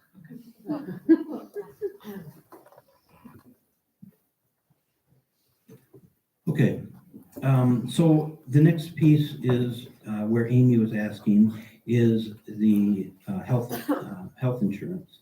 So if you look in that next column next to steps in the salary, you'll see maximum annual district contribution for single insurance. Okay, so you see we rank 17th in single. We've got some work to do there, right? That's $7,740. One of the places that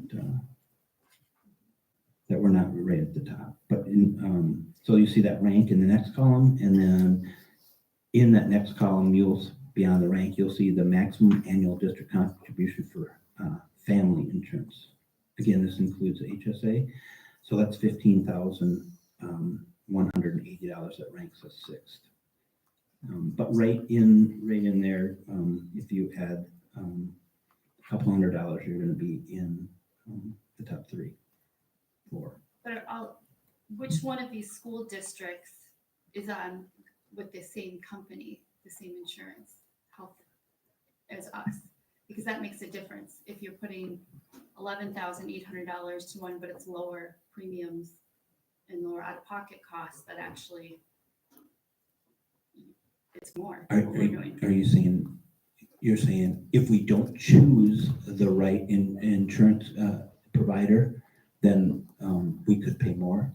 I mean, it's possible. Yeah, that's possible. Well, I'm just, because the ranking doesn't really apply if they're not all with the same and all have the same premiums and same out of pockets. Well, this just looks at the contribution that the employer then pays towards the individual employee.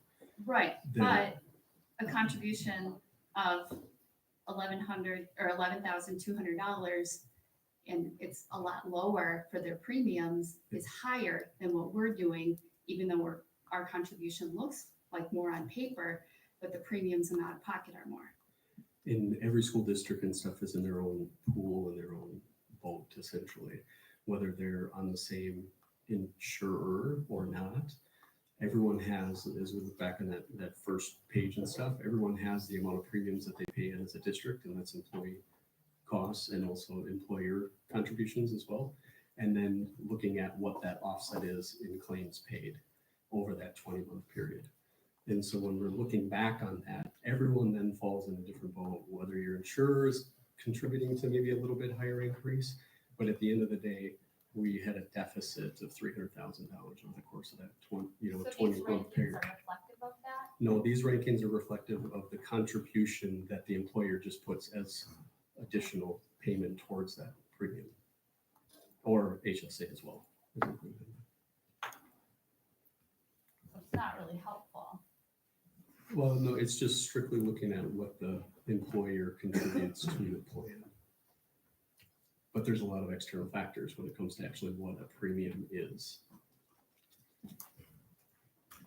Maybe Bob, you could explain the bidding process so we know how to get that, the cheapest or the most efficient, because like this year, PEEP was a little cheaper, but we still chose to go with SSC just because we were worried about next year's increase. So Bob, can you walk us through that process? Sure, we work with a broker who goes out and markets our plan and our history to any insurer in the state of Minnesota that's licensed to provide health insurance for staff.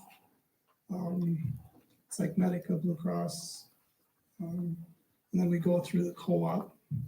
Southeast Service Co-op has provided the bid as well.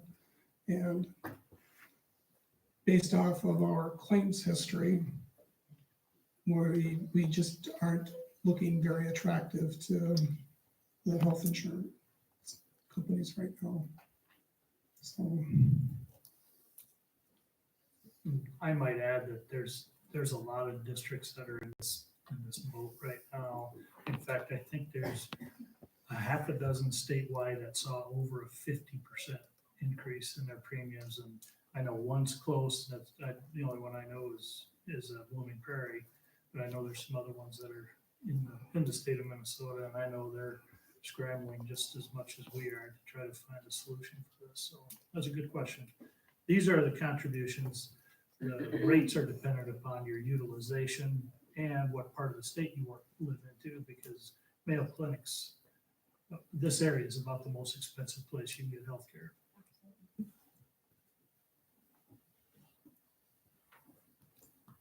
Any other questions before we go into the next piece? Okay, so the following page, and Carlin's got it up there, is those same 25 districts. So starting with the BA min and single coverage. Okay, so this is adding salary and benefits together. So the newest employee, that's single, and that at Casa Madero will be $54,173 in salary and benefits there, and that would put us 6th out of the 25. Okay, and if you go then to the right, you go to the BA min with family, and that would be $61,613. That would put us ranked number 1 out of the 25 districts there. Continuing across, you go BA max and single would be $72,941. Okay, that would put us 5th. And then BA max family would be $80,381. That would rank us 3rd across those 25 school districts. Continuing on, we're going to the masters. If you have your masters and your first year teacher here, you're going to be making, you're going to have $59,147. That will put us 7th. And then your masters, min with a family would be 66,587. That would rank us 3rd. Continuing on, you'd have your master's max as a single. You would be at $80,692, and that would put us 8th. That doesn't take into account the deductible. I mean, is that the plan, or That's the contribution regardless from of what the district. deductible they pick? Yeah, it's the contribution. As of right now, the deductible is 10,000. Was that the better option? Well, this is, that's a separate part of the conversation. This is just what the contribution Right. for the, It's something that I consider when I think about that, though. Just, is it really that much of a pay increase if the out of pocket is a lot more?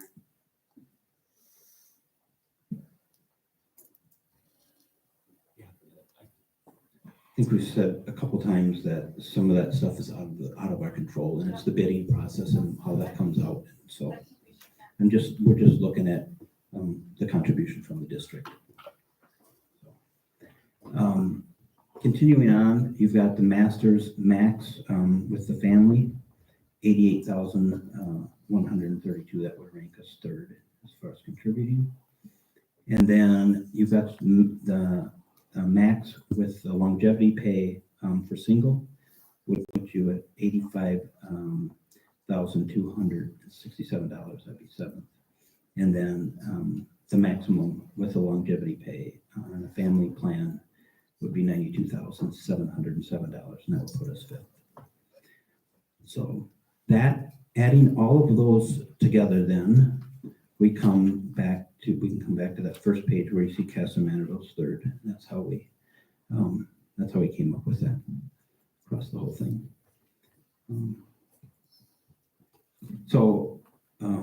I would just say not bad considering, especially where we sit in the schools for equity education, and we're funded at 328 across the state.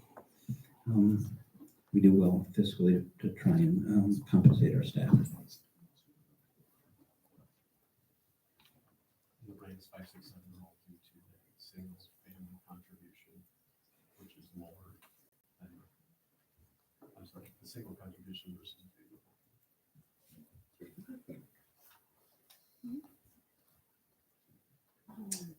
Okay, so moving on to short-term solution. So like I said, the Finance Committee recognized, that we have staff that are hurting, and we wanted to try and come up with something that would alleviate that, and that we could work with KMEM on.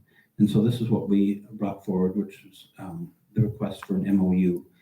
So we brought that MOU forward. What you're going to see there, I think, that's the right one. You'll see the strike through. If we change this master contract, what we would do is this allow teachers the option to utilize school district contribution to the HSA or the health insurance to pay those premiums. And if we did that, we feel like that would be a short-term solution to an issue that was brought forward. That was premiums are really very devastating with this increase of 22%, and that would help alleviate those premiums with that HSA. Today, the HSA is it's mandatory to go into your HSA. So taking that and allowing staff to use that, either singles at 119 or family at, I think, 215, is our thought that would, of that, along with the school board is in support of repaying the executed HSA payments to make staff whole in the next negotiation cycle. And we would be certainly on board with doing that and being a part of that with KMEM. So thoughts about that?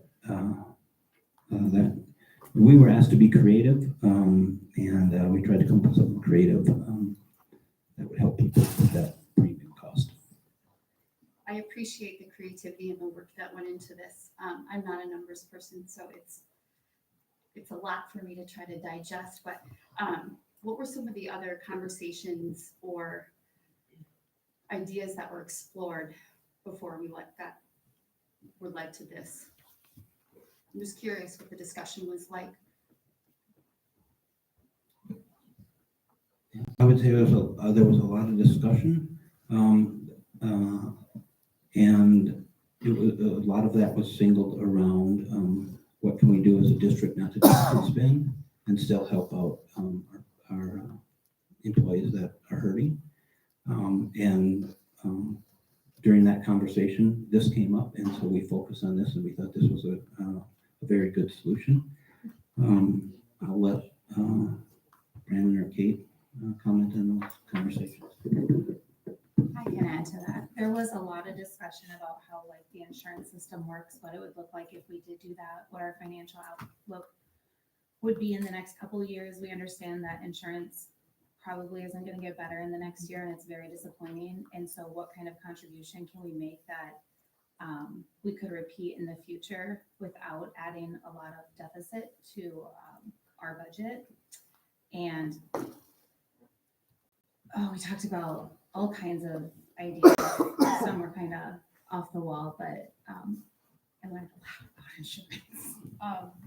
I also just want to point out that being not a numbers person, this is no additional benefit. This was our solution for the people that had the immediate financial need because the increase was so great in comparison to their take-home salary.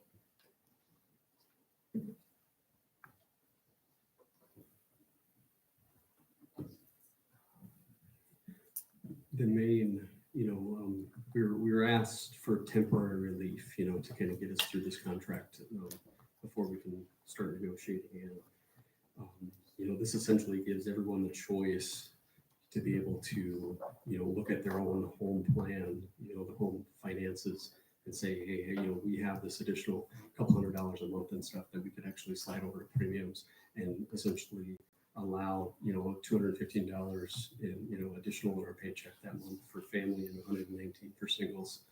And felt like this was the best move overall for the district to temporize this current increase in premiums. I appreciate that. With having the staff look at their home budgets, and so I am not in favor of deficit spending at all. Have we looked at our home budget and where we could slide some funds? Just off the top of my head, I'm thinking we get so much for professional development per student, and it's my understanding that the union and us can decide how much of that. Is it 4%, Bob, or is it 2%? That we could all agree to have 1% go towards professional development and 1% go then for other spending, which would, I think, I'm not good with math. I don't know if it was 84,000 if we were to do something like that we would recoup and be able to maybe use to help with the solution. A temporary solution, we value professional development. I absolutely don't want to take that away, but I also, we've got to meet the needs of our staff and our teachers. I guess my only one comment to that would be is kind of nearing the end of the year, and a lot of this professional development funds have already been spent for this year or committed for things. So there's not probably a whole lot of money left in that fund to be able to divert.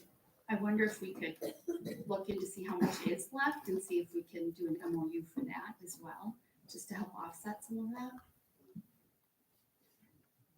Well, looking back and stuff, we continue to look at trying to get to a 10% general fund balance. And right now, on the last audit and stuff, we're sitting at 4.97. Yeah. and continue to kind of just drop a little. And I think towards what did we then put in the last year? It was in between $5,000 and $10,000 total that we put towards the general fund balance this past year. It's just, I think looking at our home budget and sliding funds where we can, and we can alleviate that, because I agree. I know that since I've been on the board, we always say 10%. I don't know that we've gotten as creative as we could have been to try to get there, but maybe now we really need to buckle down. I haven't been on the finance committee, so I may be speaking out of turn, and I apologize. I know it's a lot of work, but I think we need to really look at absolutely everything under a microscope and see what we can do to help our fund balance while helping our staff. I also think we need to think about our whole staff in that conversation. I have concerns that we would unintentionally hurt other staff members by, at this point of the year, giving some staff members a raise and not other members. And that to me weighs really, really heavy. It's what's keeping me up at night, because I know this is hard for our teachers, but I also recognize that we need to be wide lens and think about all of our staff and all of our teachers. And so that's an area of concern if we would look at just giving pay increases at this point, March 1st, to some staff and not others. I absolutely appreciate that. What also keeps me up at night is staff retention, and what are we gonna have left? Because a lot of our staff are hurting, and then how do we expect to get those scores up and to be the school of excellence? I said that at the last meeting. I think it's a bigger issue. I think there's a solution. I just think that we need to figure out a creative way to get there.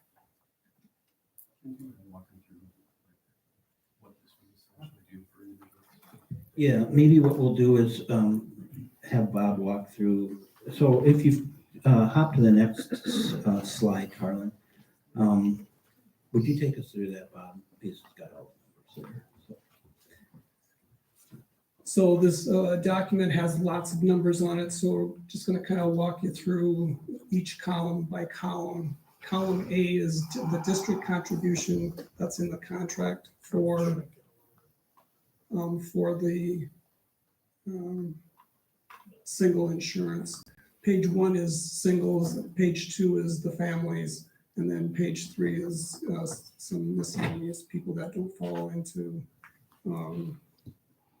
really either of these categories.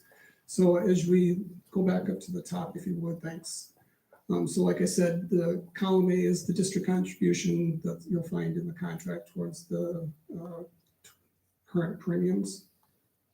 Column B is the 22 employee contribution to the insurance that they had in place prior to January 1 of 23. Column C then is the employee premium contribution for 23 for the plan that the employee has chosen. Column D is the change in the employee contribution. And then if the MOU that was just presented was to be put in place, it shows the district's contribution to the health savings account for the singles, it's $119 per month. And then column F then is subtracting that 119 from what you see in column C, netting out into a new premium.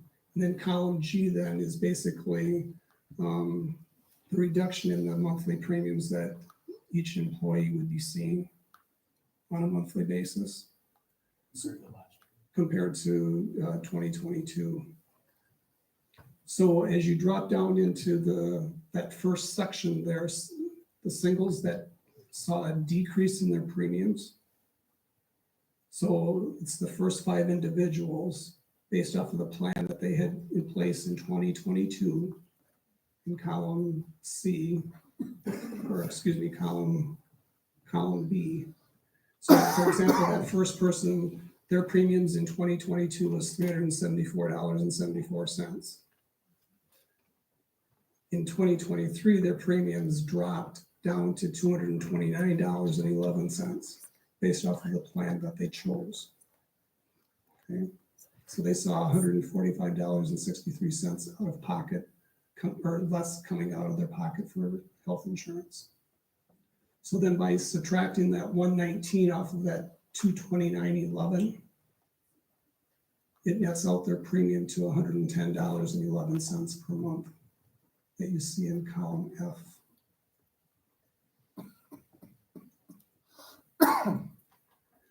If all the money is put on the premium, is that money taxed then? No, it's pre-tax, comes out of their check pre-tax.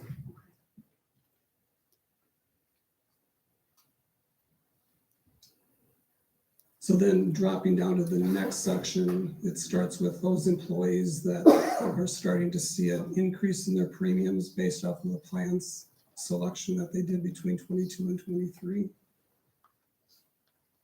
So again, that first individual in 2022, they had $162.46 come out of their paycheck for their share of the health insurance premium.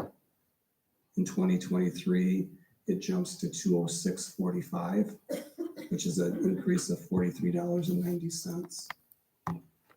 So by applying that HSA contribution towards the premium of $206.45, that would drop their contribution down to the $87.45 per month.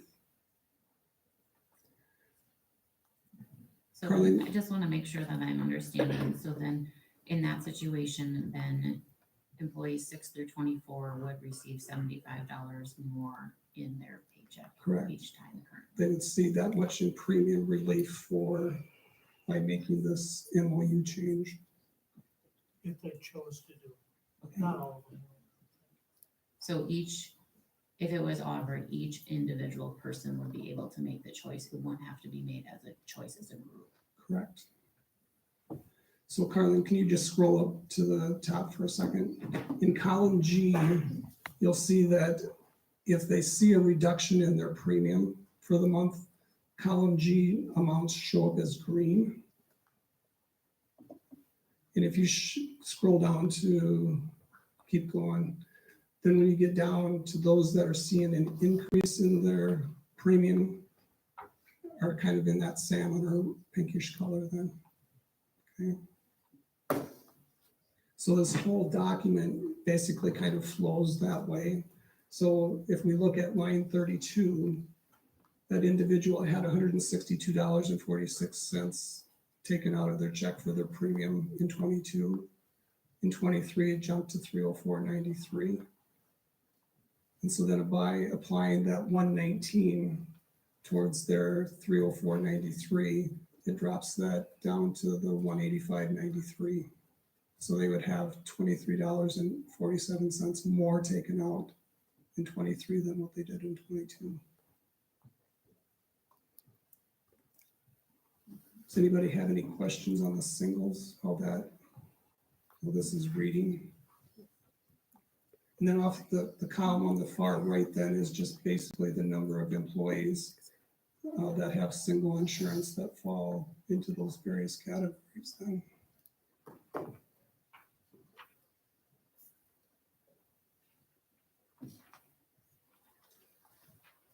And then if we drop down to page 2, we get to the the families, or the employees that have family coverage. Again, it's the same premise that is on page 1.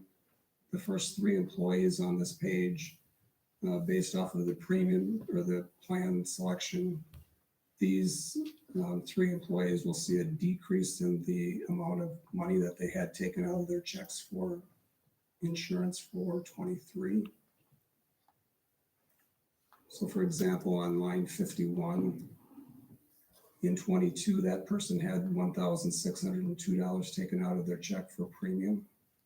In 23, it dropped down to $1,156, which is a $445 decrease in their monthly premium. So going over to column G, then they would see premium relief of $660. And then starting with line 53, then it's those employees that will see an increase in their premiums, but they'll yet see some relief by implementing the MOU. And that goes through line 66. And then starting on 67 are those that would still see additional dollars coming out of their paycheck for insurance in 23, even by allowing the additional $215 from the HSA going into the towards the premium.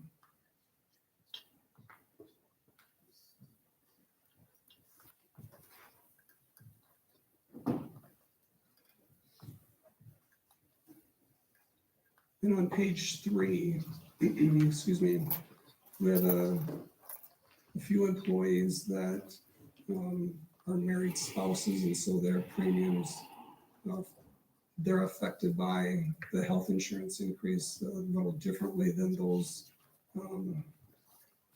employees whose spouses work outside of the district.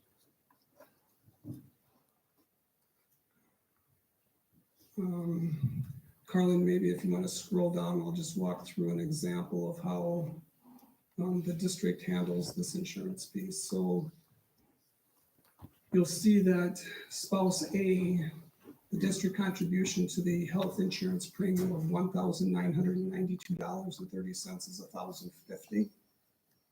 And then the contribution to the HSA is $215.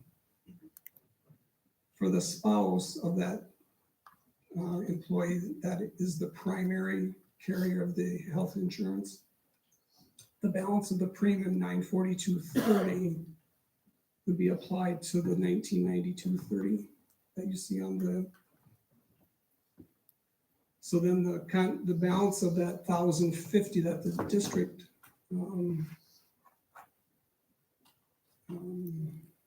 what's the word, contributes towards the health insurance, the balance of that goes into the HSA then. So on spouse B, then if you go to the far right column, for that employee, it's the $215 plus the unused premium contribution, the $1,050 minus the $942, which is $107.20. So that for that particular spouse, then their contribution to the HSA is $322.70. So a total of $537.70 is going in to that HSA on a monthly basis then.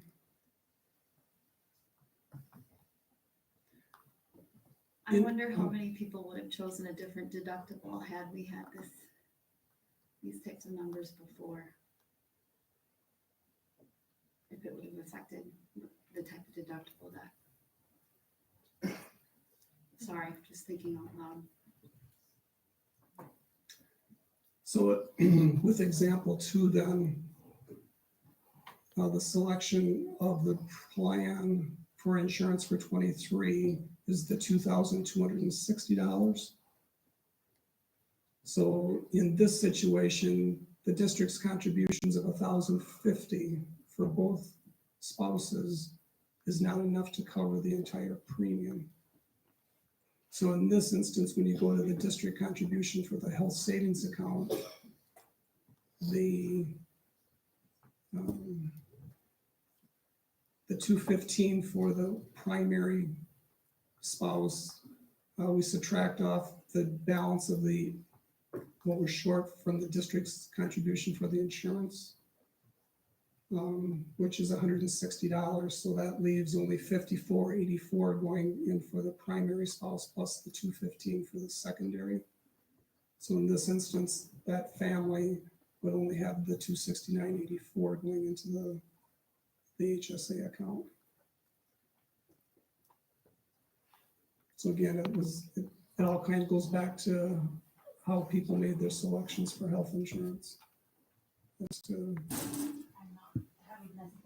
quite a change, Alvin, Yeah. what selections they made. Yeah, I don't think any of us know that though.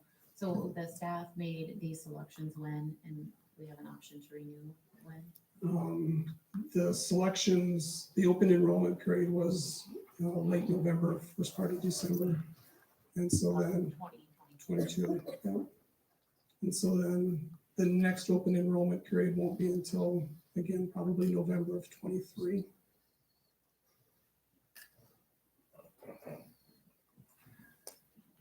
And then the last three individuals on this are shown here.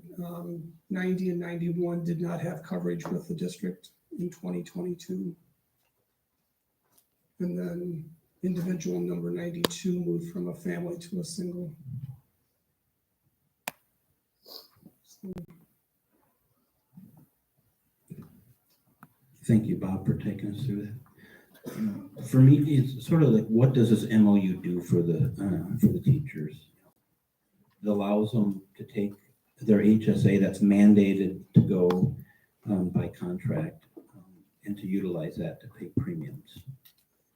It also allows for during the next biennium for KMEM and the district to work together to refund those dollars that are used from the HSA to make those HSAs whole. It's also equitable for all teachers across the district. Not only is it equitable for all teachers, it's equitable for all staff, all 300 staff members that we have here.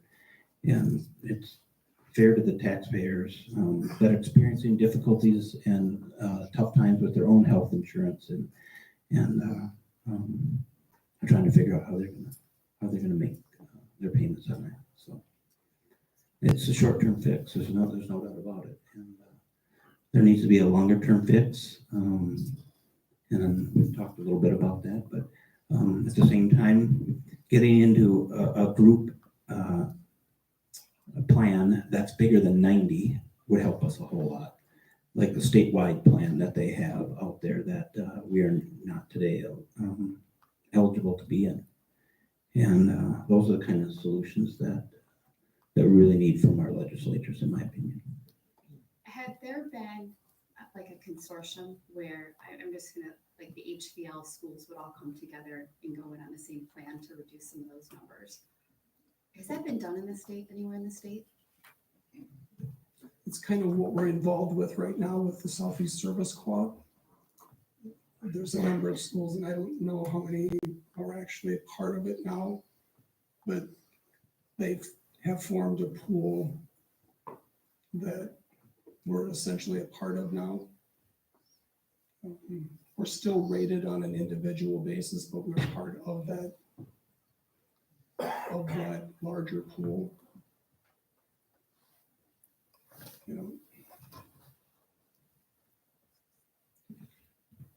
You know, if that answers your question, PEEP was kind of the same thing, was kind of a statewide The pool. pool working together. I felt like there was an article that came up by MSBA in one of our updates in the last years. There's a couple school districts who've come together to all join this, like, together.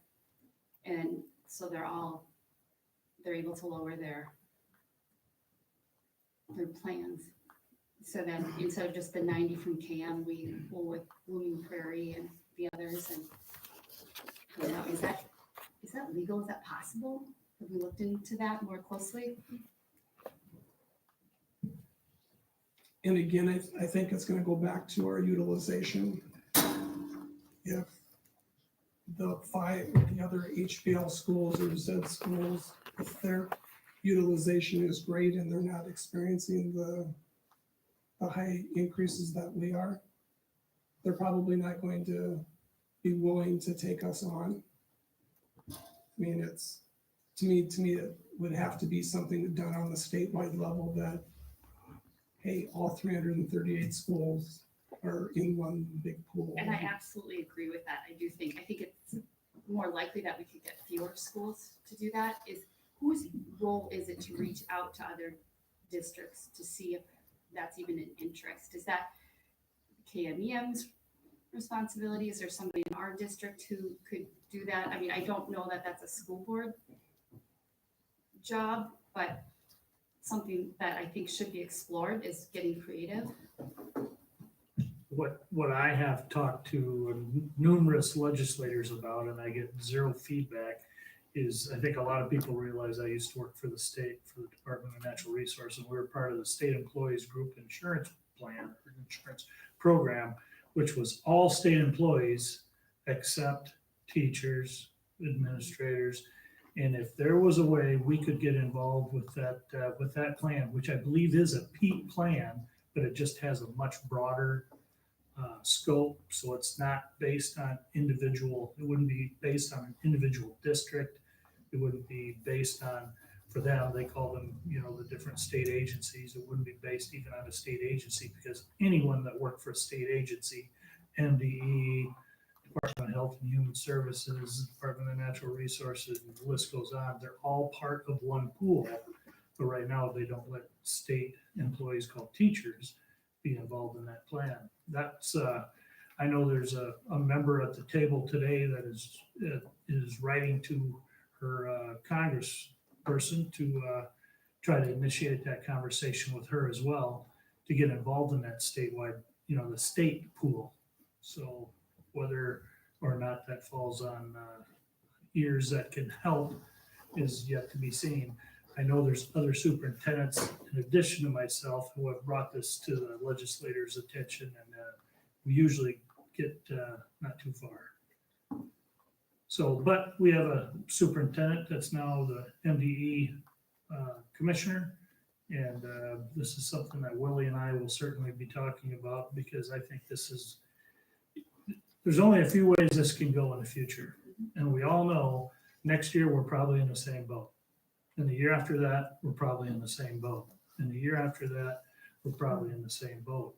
So either we need to figure out a way to get in with a bigger pool, as you said, or to be honest, as I look into the future, I don't know if healthcare will be tied into the educational benefits in the future or not, or it will all be separated.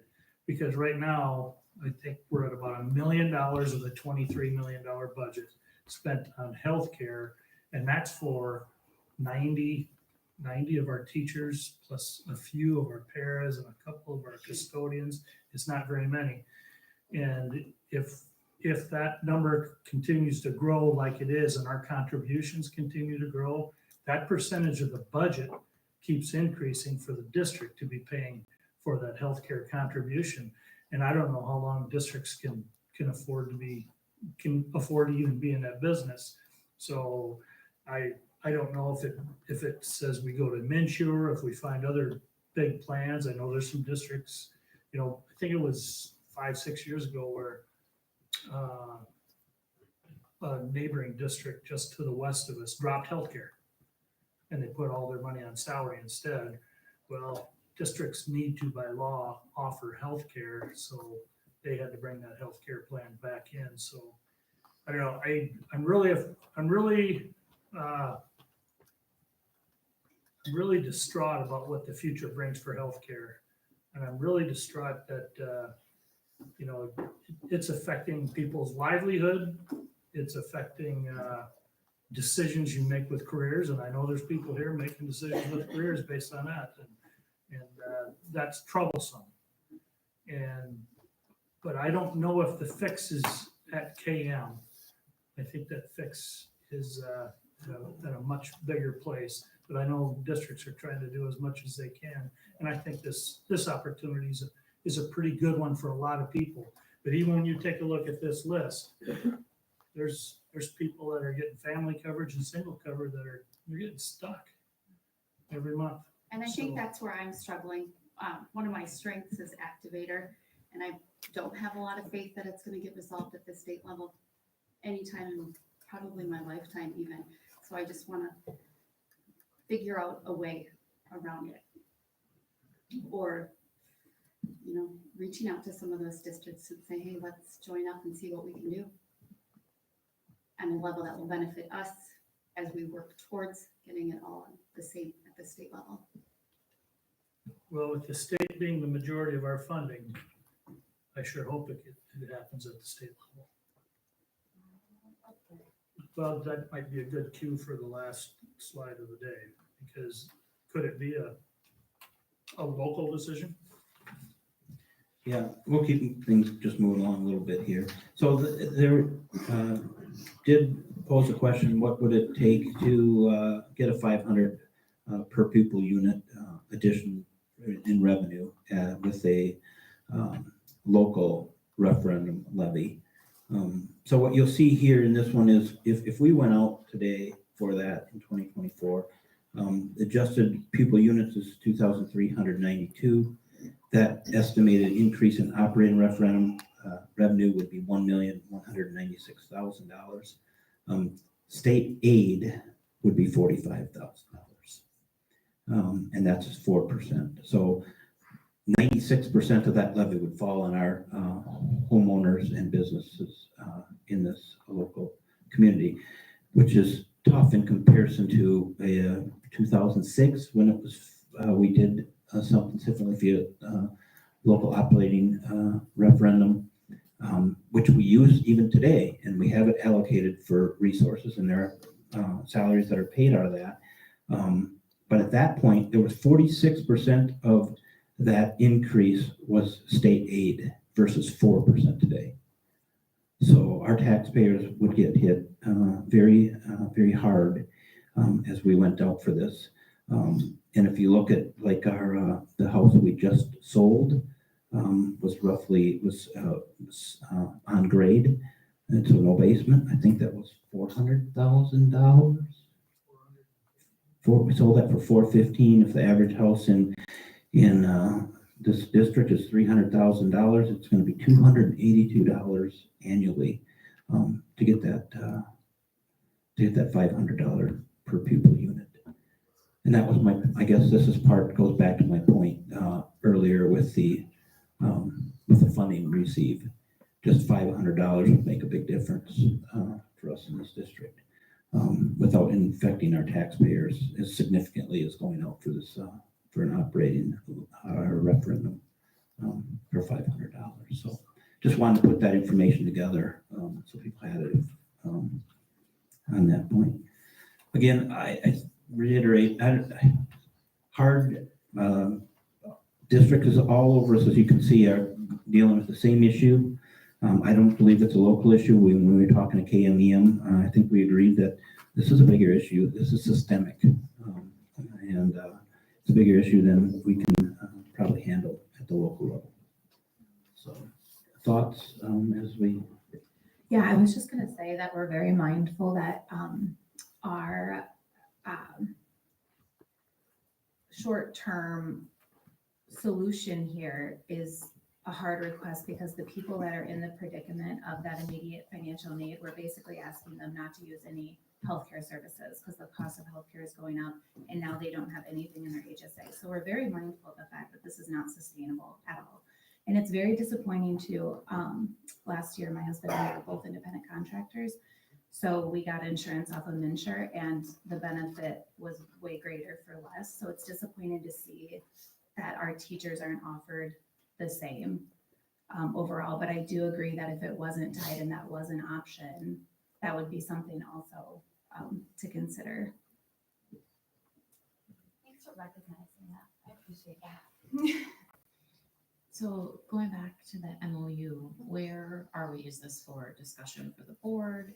Is this already been presented, needs to be presented? This is a discussion and stuff that we've had with the KMEM presidents now. And so we're just looking for direction right now from them and seeing if it's something that they would entertain. And if so, the board would, the finance committee and stuff would definitely highly support it. And would support the repayment of that HSA fund in that next biennium. And we've also discussed about starting negotiations for the next 2-year period as well. We just highly recommend doing that and getting that started as soon as possible, so we can have maybe some additional, direction and everything else for everyone, by the time the next school year starts. When do we expect them to say, what it will be, if it'll be 5 and 5, or, do we want to start negotiating before we know what we're going to be getting? No, we don't, ideally and everything, no, we want to know what additional funds are coming to the district, and likewise, KMA has also expressed that same thing too. So I think we would essentially just wait until the legislative session and everything closes in May. And as soon as that's done, we'd be able to then fully discuss the financial component of everything. That makes sense too. But we could easily start language and get that done immediately. And then when the legislature finishes, we would be ready to start the financial package of that. Just so you're aware, with that first master agreement that we have right now, where it was 7.9% increase in salaries, that was on a 2.5 increase from the legislature, governor. So if they get to 5 and 5, that'd give us more revenue, that's for sure. But it doesn't fix the issue that we're 328, right? Which I know Superintendent Matuska's been up there politicking, trying to fix some of that. But we need, it's a collaboration to get that done for sure. Go ahead. I was just gonna say, the incentive to get started would be those individuals that did choose to use their HSA for premium. The sooner we get started, if we can come to some agreement on some type of buyback in that next contract, the sooner you get that started, the sooner we can reimburse that to those HSAs, if that's indeed the direction KMEM wants to go with those dollars. So we can take a look at what percent, where do we want to be with the, we won't know money. I think the base, if we were really serious, I think the governor's base of 4 and 2 is probably at least where we would be. And I think you can have some pretty good conversations around 4 and 2 and 5 and 5, especially as to, there's 3 or 4 pots of money. Talk about your, what's the family and single going to be for the upcoming year. You can talk about a reimbursement out of that pot of money for the HSA, which would be tax-free again, so they could replenish those dollars. It does put some people in a bind though, because if you're using your HSA now to pay some of those bills that you already currently have, well, you don't have that for a little while. So the sooner you get that contract completed, the quicker that HSA gets in. I know insurance companies like their payments to be insured pretty quickly, and will Mayo give you any flexibility on those payments? Probably more than the insurance company will with your premium. So and then if the sooner we get that, the sooner that the HSA can start getting used again for the things. I think we really need to look at the next contract and whether or not we want to offer that same flexibility. If this MOU goes through, do we offer that same flexibility for people to say, okay, this much has to go into your HSA? I know we're one of the few districts that did this.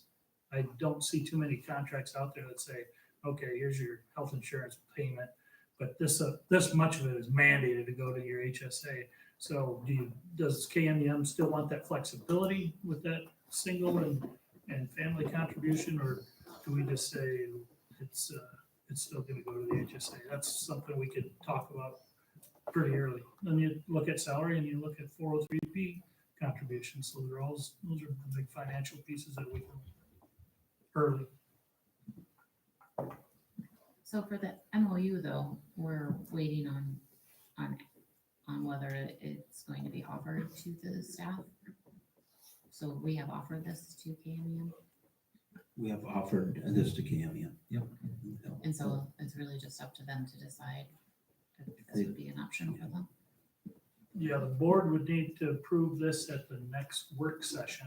So KMEM would probably need to make that decision either before the next work session or before the 15th, because it looks like the 15th is the deadline we established in the MOU. And the reason we established that is that gives Jody enough time. So if people say, this is something I want to do, I want to take my HSA dollars, I want to put them towards premium, we get it signed up, and then in our March check, that can happen already, so they start feeling that premium reduction right away. Would there be any way we could retroactive, that MOU HSA payment back to January? Probably not, because it's already. Probably not be able Because to. it's already gone into their account. Hard to pull it out.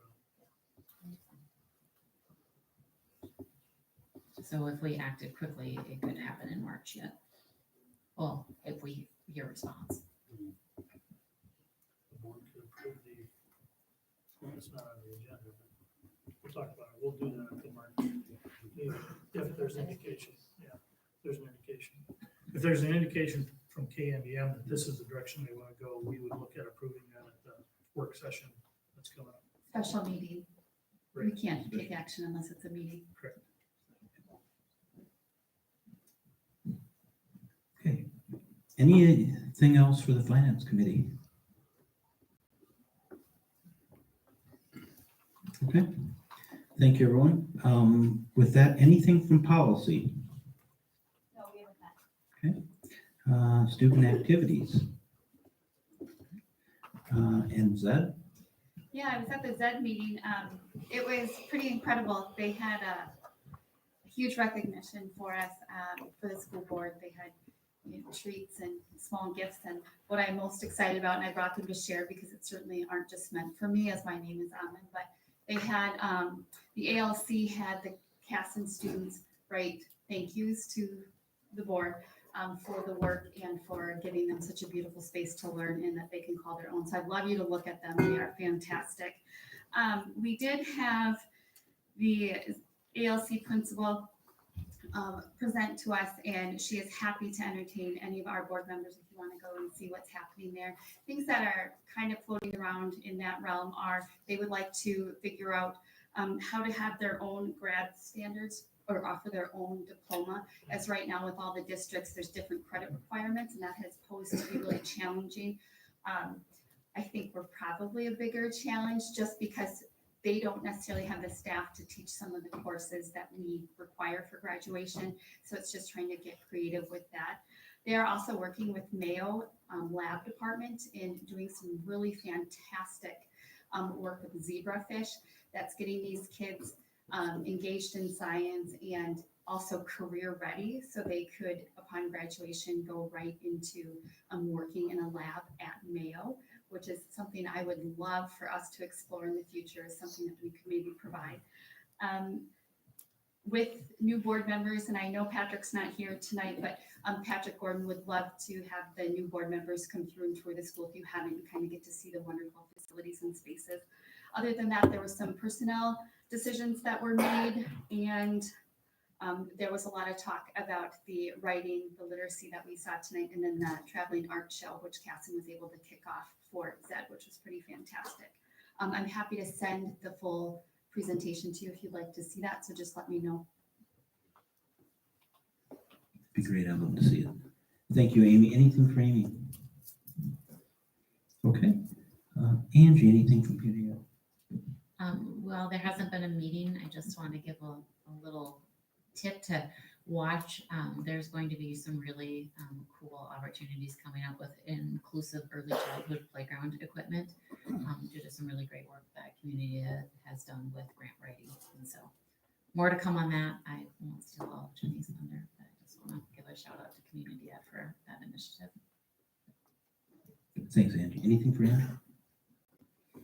Okay, and legislative, Mark, you want to cover for Mr. Torkelson? We hosted the legislative forum right here in Casson Manorville. We had, right here in the forum room, we had about 160 people that attended. We had 28 other superintendents from across the state that were also here. And I think that probably the two biggest focuses were increased funding. We really pushed for the 5 and 5. And in fact, we've got, of the folks that were there, I think at least half of them came out in support of 5 and 5. So that was good to hear. And I think the other big push was limit the mandates. And we're looking at some mandates right now that are just fairly overwhelming, and not too many of them are funded. So there's about 20 new courses that they're looking to mandate across the K through 12, pre-K through 12. We've got other mandates that could become a little expensive for the school board, could become a little expensive for some of the teachers, some of that personal, family, and medical leave, some of the dollars that the district would throw towards that, as well as that 50% of that bill would also be the responsibilities of the teachers too. So because they're setting up a big insurance pool up in at the state level. So on the 15th of March, I'll be up lobbying with Schools for Equity in Education, and then the MSBA and the MASA lobbying day is on March 20th, and I'll be attending with them for that one as well. So those are the two big events coming up. So our MREA, MSBA, MASA, and C are all doing a great job lobbying this year, just trying to make sure that we will have the biggest financial gains in the history of the state of Minnesota. There is no doubt about that. It's just how many mandates are going to be out there that eat into those dollars that the state will be giving to us. So kind of an exciting time up at the state legislature. Thank you, Mr. Matuska. Anything on legislative? I was just going to speak real quick because I ended up going to that forum, and it was really inspiring to watch all of the superintendents speak and some different opinions be shared. And it's very insightful to how, to the deficit in public education, even just compared to inflation. And the Rochester superintendent, I don't remember. Yeah, he had a wonderful quote, and he said, he had some Army background or some military background, and if you were to create a mission and not account for inflation in the next future years, that they would tell you that you're undermining the mission and nobody would partake in it. So how valuable it is to consider inflation with funding. And it was shocking to me that that hasn't been considered or accounted for in funding for public education. Thank you, Kate. Anything else? Yeah, no, I had an opportunity to attend as well, and it was a really, really great discussion, and it was great to see the different legislators there as well. And like Mark said, this is going to be a historic year. We hope that, for public funding, the big question is how many mandates are going to be tagged to it and the cost of those. And some of those costs have the potential of completely wiping out historic funding. So, and it was very, very clear for everyone in the room, on the school board and superintendent side and the school administrators, that we want the funding, we just don't want the mandates. But it's all a matter of how the cards fall, I guess, here this spring. Thank you, Brandon. One thing I forgot to bring up, I know that we had a board member asked about why the board gets health benefits. The board doesn't get health benefits. I just want to clarify that. The board doesn't get health benefits. Matter of fact, this board gave up its salary and is taking no salary again. And so, thank you. I just wanted, if that ever came up again. On to 3.7, administrative board reports. Anything for administrators hung out with us all night. So thank you guys.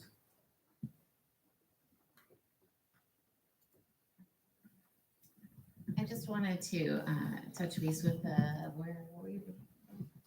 Sorry, me today. With the elementary school and the collaboration with the high school to bring in Spanish for students into the elementary. I think that's just an amazing opportunity for both students, like big students and little students. And so kudos to whoever made all of that happen. Yes, I take very little, if none, credit for that. That was a collaboration with our high school Spanish department, as well as Sarah Winkles, Elizabeth Olmos at the elementary, and our ELL support team. So students come 3 times a week and have students that they build relationships with and have specific work that they do, but there's also a lot of just mutual learning happening from students and from on both sides. Mrs. Olmos mentioned that that the high schoolers that come over are very eager to talk to her in Spanish. And so they want to know, they want some time to talk to her and to practice and learn new words. And our young students are really excited to connect and to have that kind of older model, role model to partner with. So it's been a really positive experience.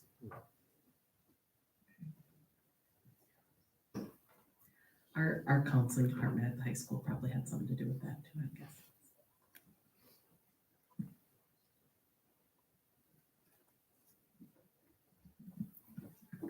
The other thing too, I just wanted to say thank you to Nicole for putting in the elevator speech for special education cross subsidy.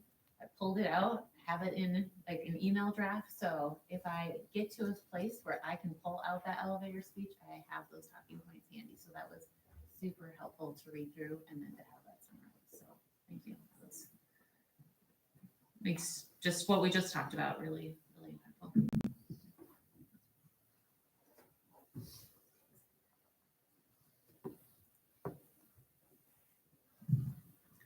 Quiet group tonight. Anything else? Okay, nothing else.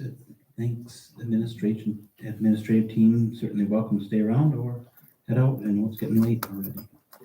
So, with that, we are on to Superintendent Matuska's communication. Carlin, did you put that, is it up on the board? Which? The first one?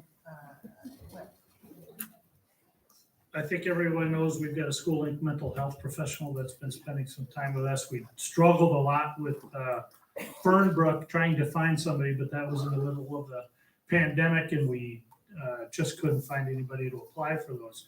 Family Services Rochester then jumped into the game and they kind of, I don't know if they're a partner with Fernbrook, but Fernbrook holds the grant dollars. So we have one current. We are really looking. This is just a little letter that says we support it and we'd love to see it again next year. But secondly, if we can increase that from 1 to 2, because the one we have in place right now is almost with a full schedule, if not over a full schedule, just with middle level students. So we would look to probably increase in the future. And some of our responsibilities are just to make sure that we provide them space and provide them support within the school district and involve them with a lot of the activities that we do. So that I just thought I'd bring that to you and let you know that we're looking for that partnership again with Family Services and with Fernbrook. The other one I brought out, and Bob and I have been looking for something like this for a long time, and I was scrolling, or I got an email from MDE the other day, and they now have an open enrollment form that lays it all out, and I think it's probably from October 1st or October 30th from the student count. But it kind of lays out how many kids are choosing Casa Manorville schools, and it's really great to see that we've got a lot more kids that are choosing to come to Casa Manorville than are actually choosing to go out.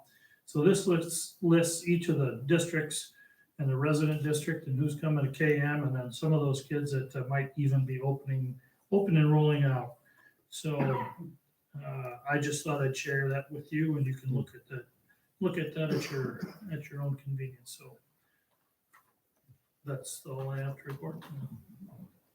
Thank you, Mr. Matuska. Anything for Superintendent Matuska? Okay, then we're on to for public input. Ms. Brewington, any public input we have tonight? We've got Okay. insurance/retention, video meeting/insurance, health insurance and excellent staff, insurance. So Your insurance, this was video and insurance.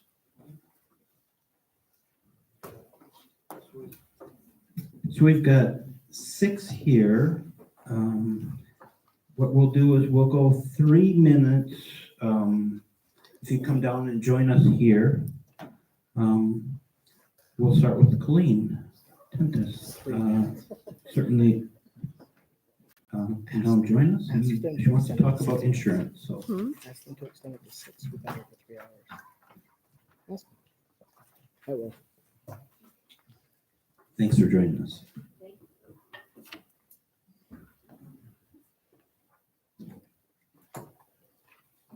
All right, good evening. My name is Colleen Tentis, and I know some of you on here, and I don't know some of the rest of you, so I thought I'd give you a little bit about myself. I've been with the district since 2006, and I'm currently teaching kindergarten at the elementary school. Throughout, after I arrived here, I went back to school to obtain my master's degree, and then I have well over 20 additional credits from receiving my reading specialist degree. I came to speak about insurance tonight, and just so you have a little bit more about me is that I'm on a single income right now, and I do lead a pretty simple life. I'm not a very extravagant person. So my insurance situation is a little bit different than those with families. My insurance went up just under $70 a month. And when I compare it to the young families in this district, like my heart hurts for them. And this might not seem like a big difference. However, with that small increase or decrease in my paycheck, I have a significant increase in my deductible. So I went from having a $2,500 deductible to now having a $7,500 deductible. So for an additional $70 in insurance costs per month, my deductible tripled. And I know that I could have chosen a different plan with a lower deductible, but I couldn't. I could not have my paycheck lowered any more than I already do. I realize that this deductible will only come into play if something happens to me, because there are some basic things that our insurance does cover. Right now, I'm a pretty healthy person who doesn't go to the doctor office. But having that if hanging over my head causes me a lot of angst. If a doctor recommends tests that aren't covered, I'll think twice about having them done or going to those visits. And I don't feel like I should have to do that. And I don't feel like I should have to worry about where am I going to get $7,500 from each year. I know that you're hearing from a lot of employees who are going through similar things, and I want to thank you for your time for that. I want to thank the Finance Committee and Aaron and Travis, all of the time that they have spent trying to find a resolution with this. I hope that through contract negotiations, we can continue to talk about this in a professional manner, because I feel like as staff and as families and as anyone who works in this district, we deserve to have affordable health care, and we're worth it. Thank you. Thanks, Colleen. Appreciate it. Next is Susan Mitzi.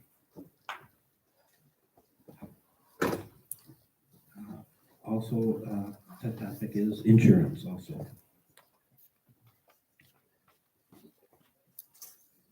Thank you for joining us. Appreciate it.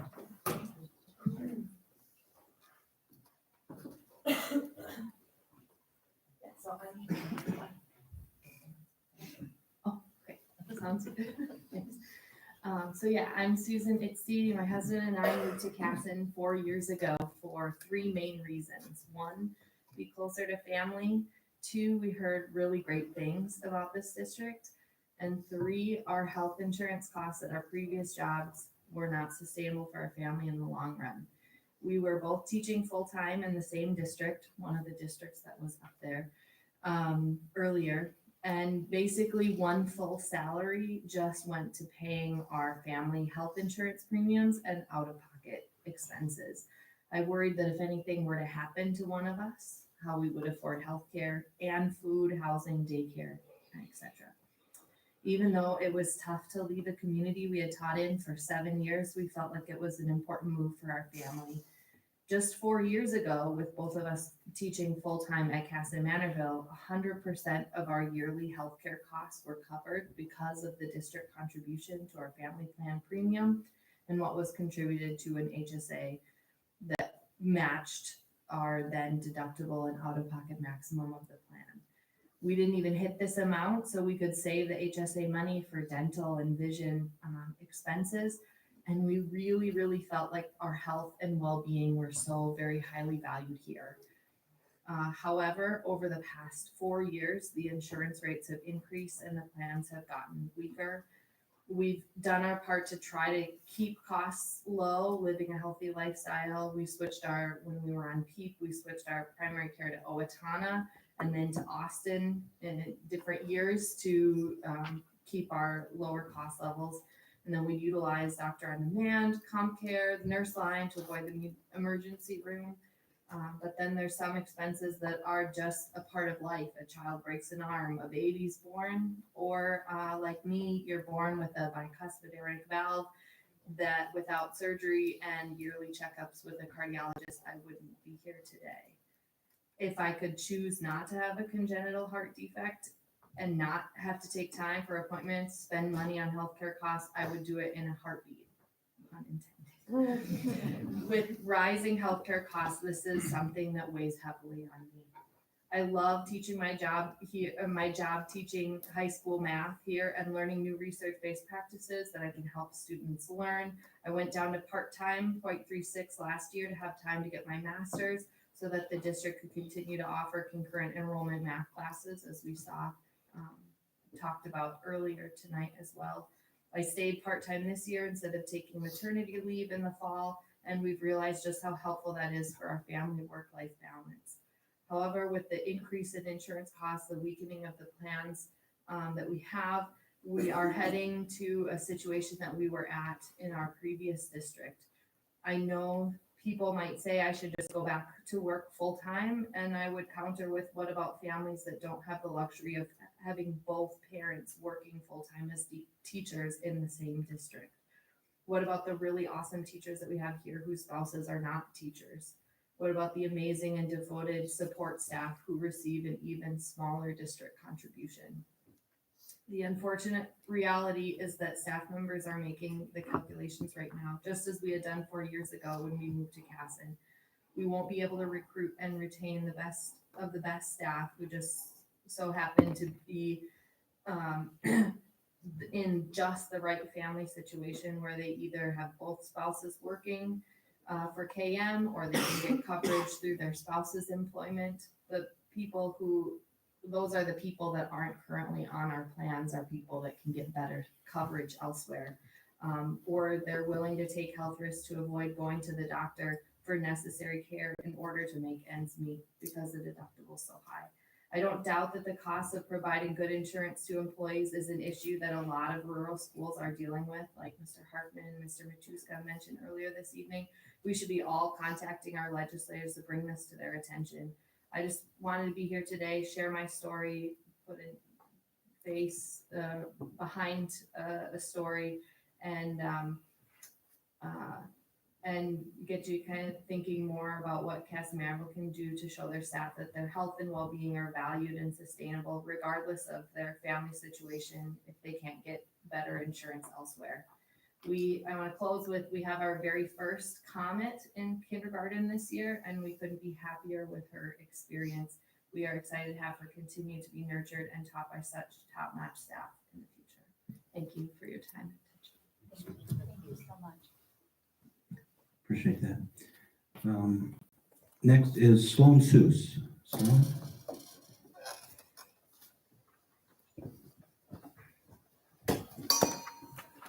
It's awesome to talk about insurance. We have a lot to talk about.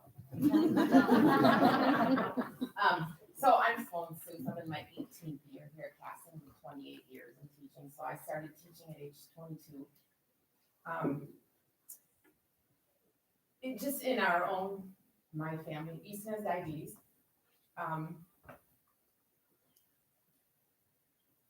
We will for sure meet our deductible every single year.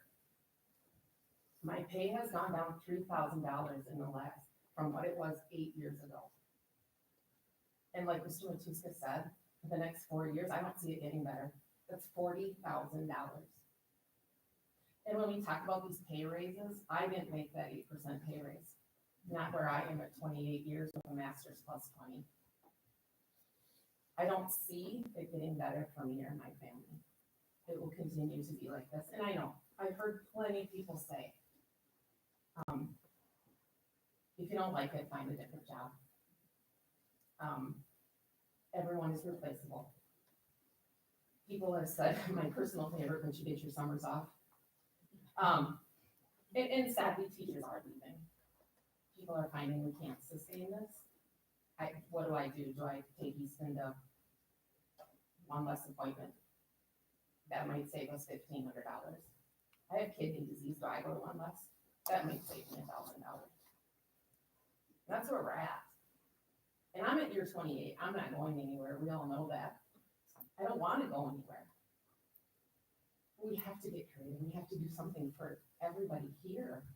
Maybe other people aren't, but it's gotta be 75% of us that take school insurance. And I know, some of you have gotten really nice raises if you work at Mayo. I'll never see a raise like that.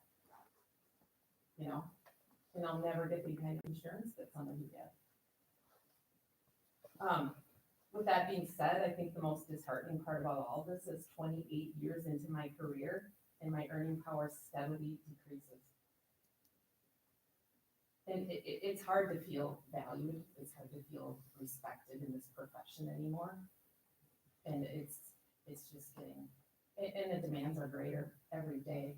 The mental health, the parental involvement, it's tougher every day. And I'm bringing home less every year. Thank you. Thanks, Sol.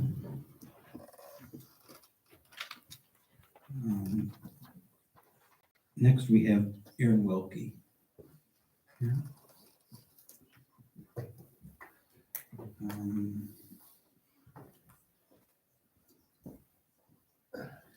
So topic, health insurance and maintenance, maintenance of maintaining excellent staff. I probably scribbled something. Thank you for letting us talk tonight.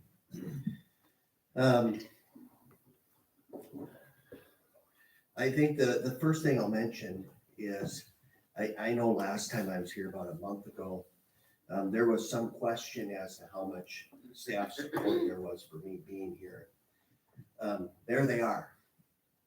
Those are the folks I work with. I couldn't be more proud to represent them. First of all, our students deserve teachers that can afford to stay at KM and afford to be a teacher. And every time I walk into this particular building, I see a sign emblazoned commitment to excellence. Surely, being committed to excellence includes providing affordable health insurance to those who educate our community's children. As a school board, you can do this. And I'll be really clear, only you can do this. It's only up to you. While KMEM appreciated sitting down and having some meaningful discussion regarding our increase in premiums, the result offered from the board is simply not good enough. We've said tonight, you've said tonight, other districts are going through this too. I know we are not in a unique situation, but not too long ago, other districts were also busy educating students at and from home, while we did it face to face the whole time. You chose not to do what everyone else did then, and you can do that now as well. Every educator in this room and our district deserves affordable and quality health insurance for themselves and their family, period. The folks behind me are worth it. We expect more. Thank you. Thanks, Aaron. Next is Joel Wilson.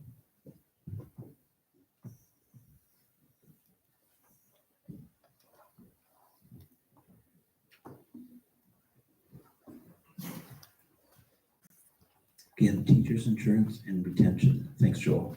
Thank you. So I had a bunch of notes, but I'm not gonna really use them at all. Oh, sorry. I had a bunch of notes, but I'm not gonna use them because the people that went ahead of me basically stated way better than I could. My one thing is that I'm not on insurance, but I totally stand with the people that are on our insurance, and I don't think that we're gonna be divided. Like, I think we're all gonna stay strong together. Thanks. Thanks, Joel. And we've got Katie Wolfile. Katie.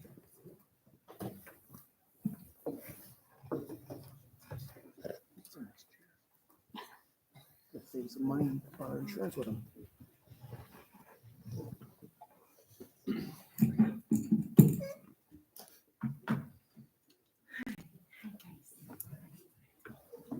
So I'm speaking out today not to place blame on anyone or to point fingers, but to challenge KM schools to uphold the mission of being a premier and excellent school district. I hope you do not see my comments today as an attack, but simply as a way to reflect and consider when making big decisions in the near future. As many of you know, about a month ago, I went rogue and I posted my salary and concerns on Facebook. After posting to Facebook, I had multiple KM teachers reach out to me, saying they are also applying elsewhere and thinking about leaving. I can tell you right now, we cannot afford to lose some of these teachers. I have a master's degree plus 44 credits. I have been teaching here for 7 years and I hold multiple leadership positions at the middle school. My current monthly take home is just over $2,100 and we are not taking dental insurance right now. I have been flooding the inbox of our state representatives for 2 months. And I understand the bigger picture of state funding. But in the meantime, I am begging for support from the KM school board. I'm sorry, I'm pregnant and my hormones are off. And I really freaking care. I know you can't do much regarding teacher retention. And you have already provided my family with something that I hold near and dear, that is top-notch childcare at a great pace compared to Rochester. But starting in August, my family will be paying close to $2,500 in childcare, meaning my take-home will not cover the childcare costs. That $400 that I am losing due to health insurance is literally the money we will use to stay afloat. I'm usually tough, but apparently not. I understand that the finance department and the union met over an MOU. However, with the current proposal, it is still a large number of us who are still struggling. We need our HSAs to cover our new high deductible. My family maxes out our HSA with contributions from the district, but HSAs max out at $7,750. And my new deductible is now $10,000, which I will be hitting this year. When I am not taking any money home after childcare, and my husband works a blue-collar job, I cannot begin to tell you the amount of financial stress this is putting on my family. I love this school, I love my team, and I love my community, but I cannot justify going into debt over a job. I know this district has big goals of being premier and excellent, as is seen by our goal of 75% proficiency. I do not believe we will be able to meet those goals if we lose out on the great experienced teachers that we are going to lose. I know there is a comment that more people will apply, but as someone who has sat on multiple hiring committees the past few years, we are only seeing 1 to 2 applicants per job. Even at the high school, we had no choice but to hire student teachers to fill positions. I know I am probably irritating the board and you are so sick of hearing from me, but no, my intentions are pure. I've had 2 job offers in the past month that I have denied for the time being, as my work at KM is not done. I am proud of the 5th grade team we have built over the year. I am proud of my PLC and the work and we are not done improving. We are not done challenging ourselves. I also see the work my colleagues across the district are putting in and the amazing traditions this community has. From holiday bingo to community service to high school homecoming, I not only want my 3 boys to have a memorable CAM experience at CAM, but I also want them to receive the best education. And I am worried that if people like me and people who have reached out will leave, we will not have that best education. We will not be premier and excellent. So again, I know that we are trying with this MOU. It does not help for a lot of us. And I know it's hard, and trust me, I am annoying the crap out of those legislators right now. But I need us to do more. Thank you. Thank you, Katie.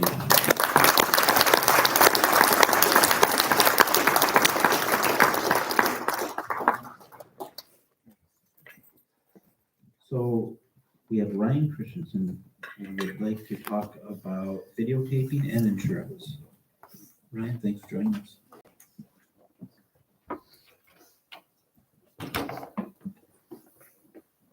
I do have a script. But I heard a couple of things today I want to just clarify. I taught here 13 years and I'm paid like a 6-year teacher. So when you talk about the fact that we've changed lanes and taken them and moved them, when I was in my 6th year, I was paid as a 1st-year teacher. When you hire a brand new teacher in this district, I am paid 6 steps above them right now. And I have 13 years in this district. So when you talked about that, there were some misconceptions that no one here corrected. That's not right. I have spent so much time giving Mayo Clinic my money. I have spent the last year trying not to kill myself. I have sat through depression for a year. And I sit here and I am off script. And I give my money to them. And now you want to take my HSA away and say, here, use that to pay them. Pay the premium that way. It's not acceptable. It's not right. You worried about that during COVID with students, but you're not worried about it with staff. And I go to school every day and bust my ass. And I know I said a bad word and I'm sorry. But you know what? I went to the hospital one day and I didn't go to generals because I was afraid I had an observation that next day and I wanted to rock it. So when I sit here and I tell you that this is not acceptable, this is not, when you see all of us out here and you do this and you offer taking money out of our pocket and putting it in front of us and saying, here's your money, you can have it. It's already ours. That's not acceptable. That's not common excellence. And now I'll speak. Because I, as a city council member, know when there's a big issue, I allow my constituents to speak as long as they feel necessary. And I hope you give me that same courtesy. I'm a graduate from this district. I'm an educator. I'm on the union. I'm a coach. I'm a son, a brother and uncle, a father to a KM student, a husband. Thanks for coming in. I'm a council member in this town, and I'm one of your constituents. Whether I voted for you or not, I am your constituent. Tonight, I wear all these hats as I speak to you. As I mentioned, I'm on the city council in this great city of Casson. I'm sure it pained a lot of us to hear a lot of those kids only say Casson, not Casson Manorville today from the hockey team. But you know what? It's Casson Manorville, right? And I attended this previous school board meeting just last month, earlier this month. I was shocked at the board justification for not live streaming the meetings. We spent 2 hours today watching data on our insurance, but there was no data reason to justify not recording the videos at our last meeting. Our city council live streams every one of our city council meetings twice a month, excuse me. We also have planning and zoning, EDA, park and rec meetings that are also televised live for our constituents to watch in this town. City council members, much like school board members, are elected by their constituents and should make it their objective to do everything in their power to provide transparency at these meetings. Let me read your meeting minute notes from the last meeting on this subject. Kent H. made a motion, seconded by Mark T., to continue making board meetings available for the public to attend in person, not recorded live or streamed. The motion carried with 4 votes for and 2 votes against. Nowhere in that paragraph does it discuss the 15 to 20 minutes spent discussing the topic with rationale provided by people on this board for or against that motion.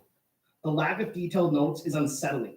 These meeting notes are an opportunity to educate your public and your board members on what is happening in the district when they cannot attend these meetings. The decisions made at these meetings will be challenging to support by an absent board member that solely reads the minutes that are provided. If you didn't know, one of my Clifton strengths is analytical. Of all the board members not elected for the first year time in 2023, the 5 sitting board members have missed a total of 67 meetings over the last 9 years, some missing 12 to 16 meetings in the last 3 years. As a council member in this city, I review city council meetings that I have missed and the ones that I have attended, both, so that I can make informed decisions that are best for all constituents of Casson.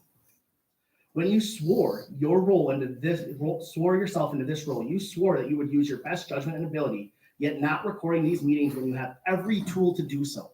You have 3 YouTube channels. Have been asked by your constituents to record these is a negligence of the oath you took.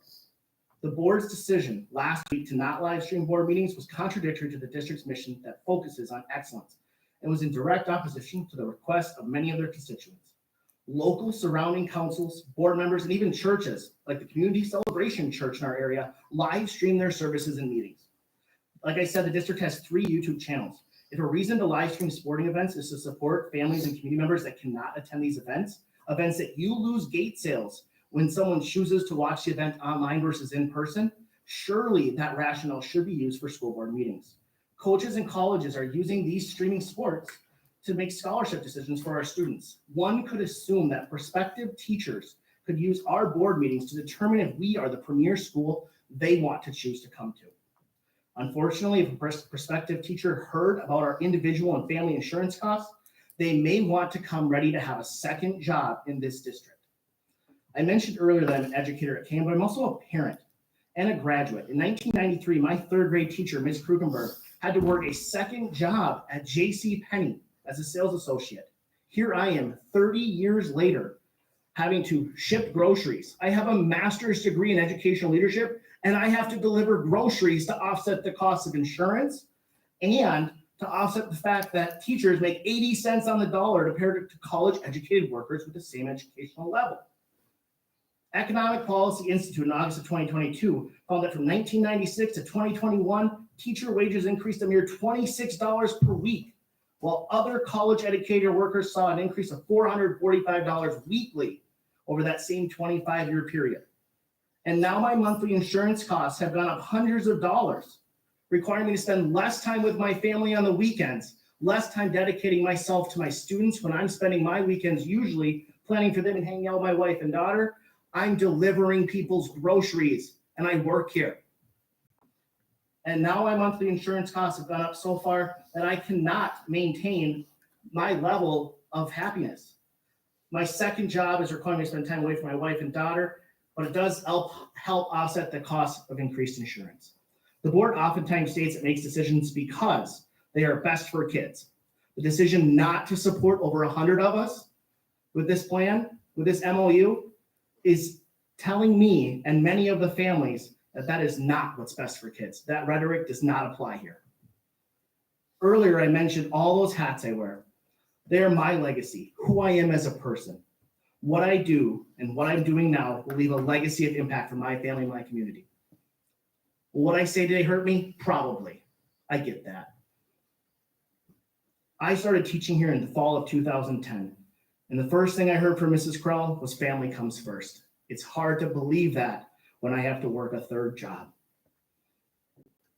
No matter a student's behavioral needs, no matter their academic level, no matter their background, I have strived to support them, to help them on their path to excellence. It may be time for this board to start thinking about its legacy with its current premier educators that we have, because we are worth it. Thanks, Ryan.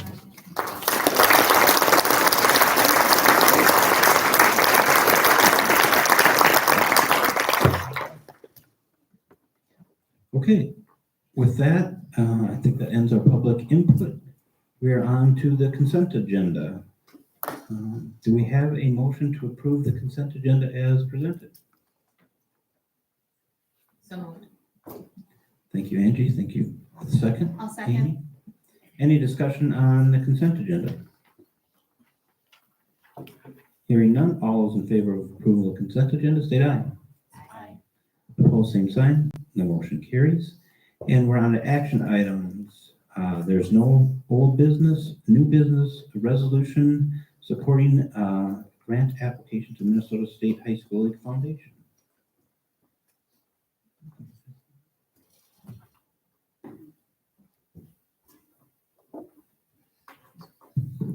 We sign this every year. It's a grant that's Minnesota State High School League Foundation offers grants and funding to eligible school districts. We never know if we're gonna apply until the grants and funding come out, but to be eligible, we need to complete this Form B grant to offset the costs in leadership, initiative, safety, and transportation. So I recommend we approve the resolution of school board governing board supporting this Form B2 application. Thanks, Mark. Do we have a motion to approve the resolution of school board governing board support?